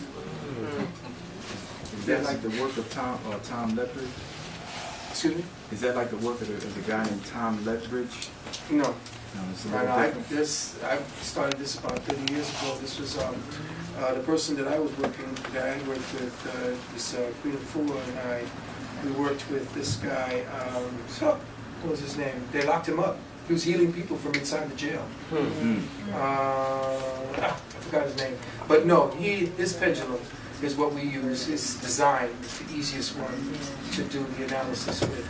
And no, all the dowsing and scrying and things of that nature, I studied all of that for a while and came down to a comfortable way how to ask the energies. I could ask anything and get an answer now. Say, you just give me a hand, I can tell. If you're pregnant, I can tell it's a boy or girl. No, it's not nothing. It's just communication. You have to know how to set your mind to talk to energy.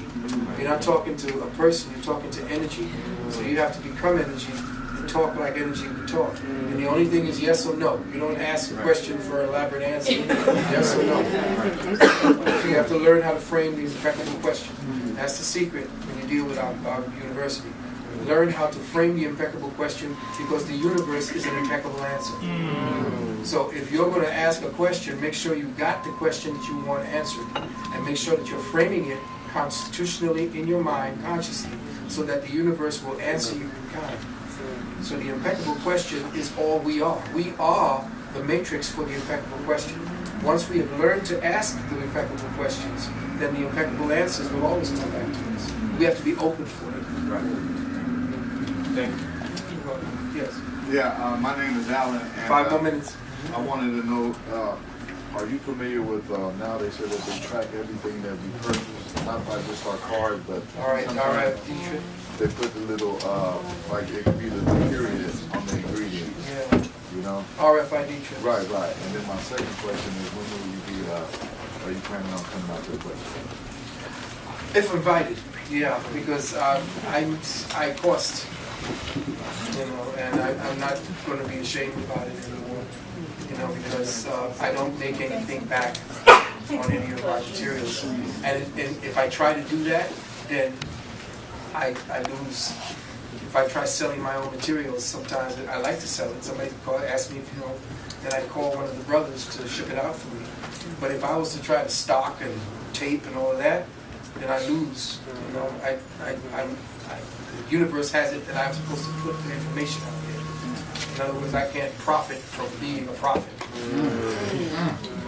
If I am, then I'm full of shit. You ain't gonna work. So what I need to do is, if you want to help me out and buy from me, then I have to call the brother, and they'll have, because they sell my materials, brothers with integrity. I call them up and ask them to ship it out, because they're paying their rent with it. So that's my posse, so to speak. That's a conscious posse. So if that's how you're supposed to work it, then that's what you're going to be doing. I would suggest, for what you're looking for, the information you're looking for, you need to join the university.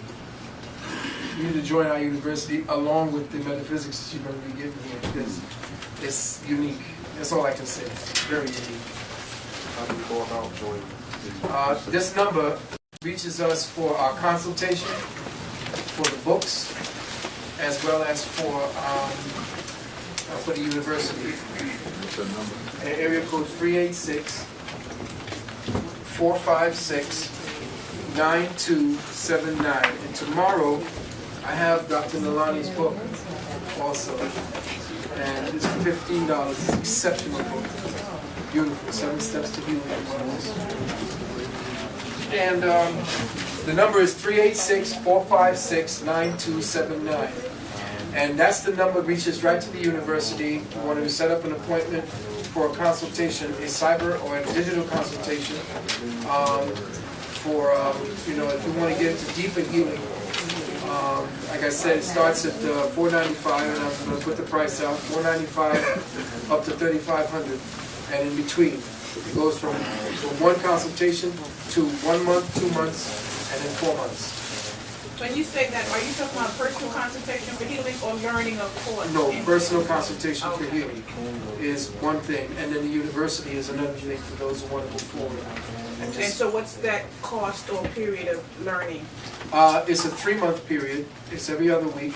I guess they must have taken it from that, which is good, because it gives them time, because they have to write and read. And it goes through 3 stages: initiation, ascension, and perfection. Each level is 6 classes over the 3 months each.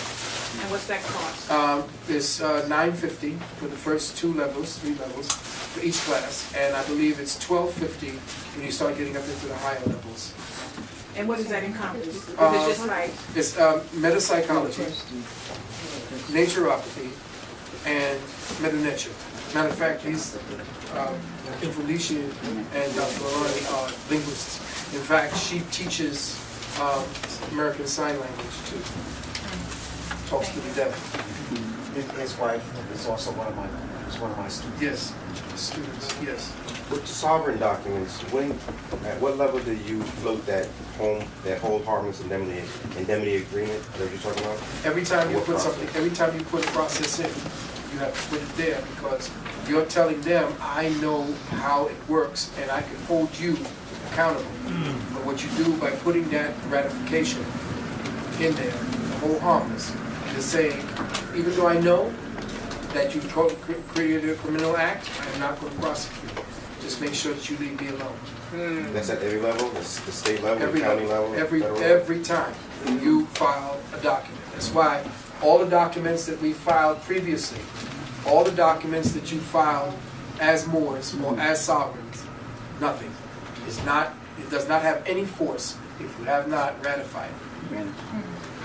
So what they're doing, they're authenticating that home harmless indemnity agreement? Or that's what they're doing? No, the authentication process is a whole other process. You have to do that yourself before you put it. Their paperwork, they don't do anything. What they do is they just stamp it, accept it. They don't do anything.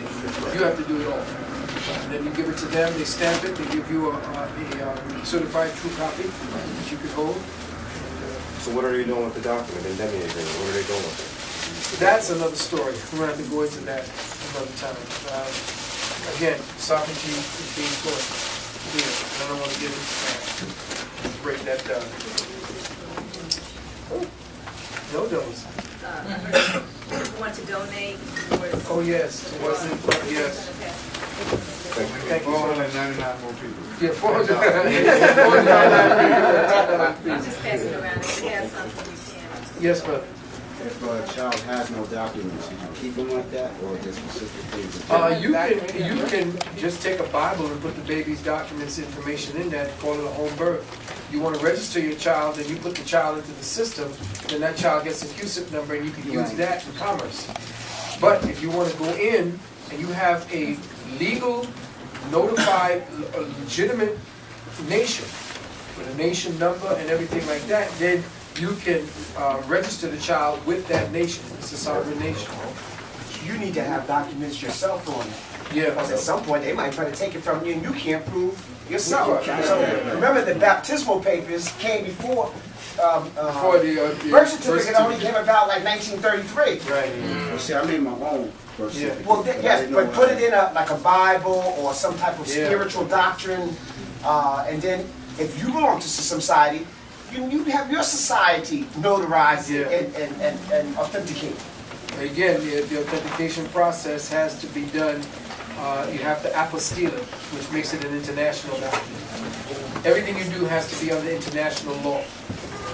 Anything national will be called as a federal. Or you have to have your own state or your nation. But everything is done under international law, and apostilling something makes it international. I'll help you out for a minute. And just to add on that, before when he said people people are doing this UCC. It's not effective. People are still going to jail because it's still done on the local, state level. Yeah. You got to do it international. You know, it's got to be done with the federal government, and it has to be international. That's right.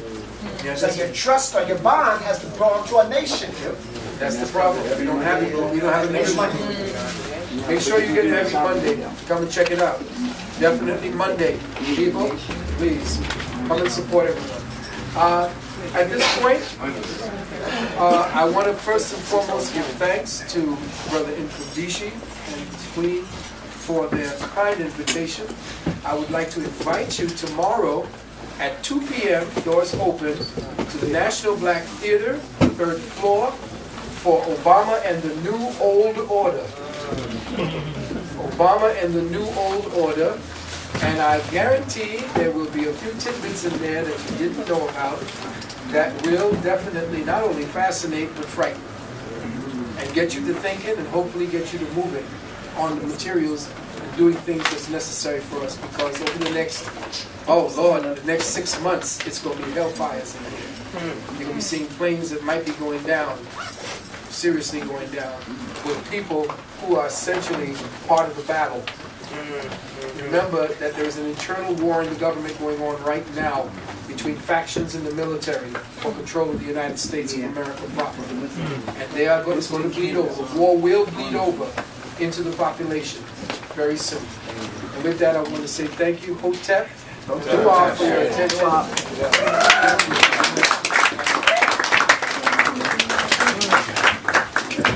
Again, people, we have flyers over here talking about all the various events we have. We encourage you to, if you can, if you're in the area, become part of our center so that we can keep you informed with information.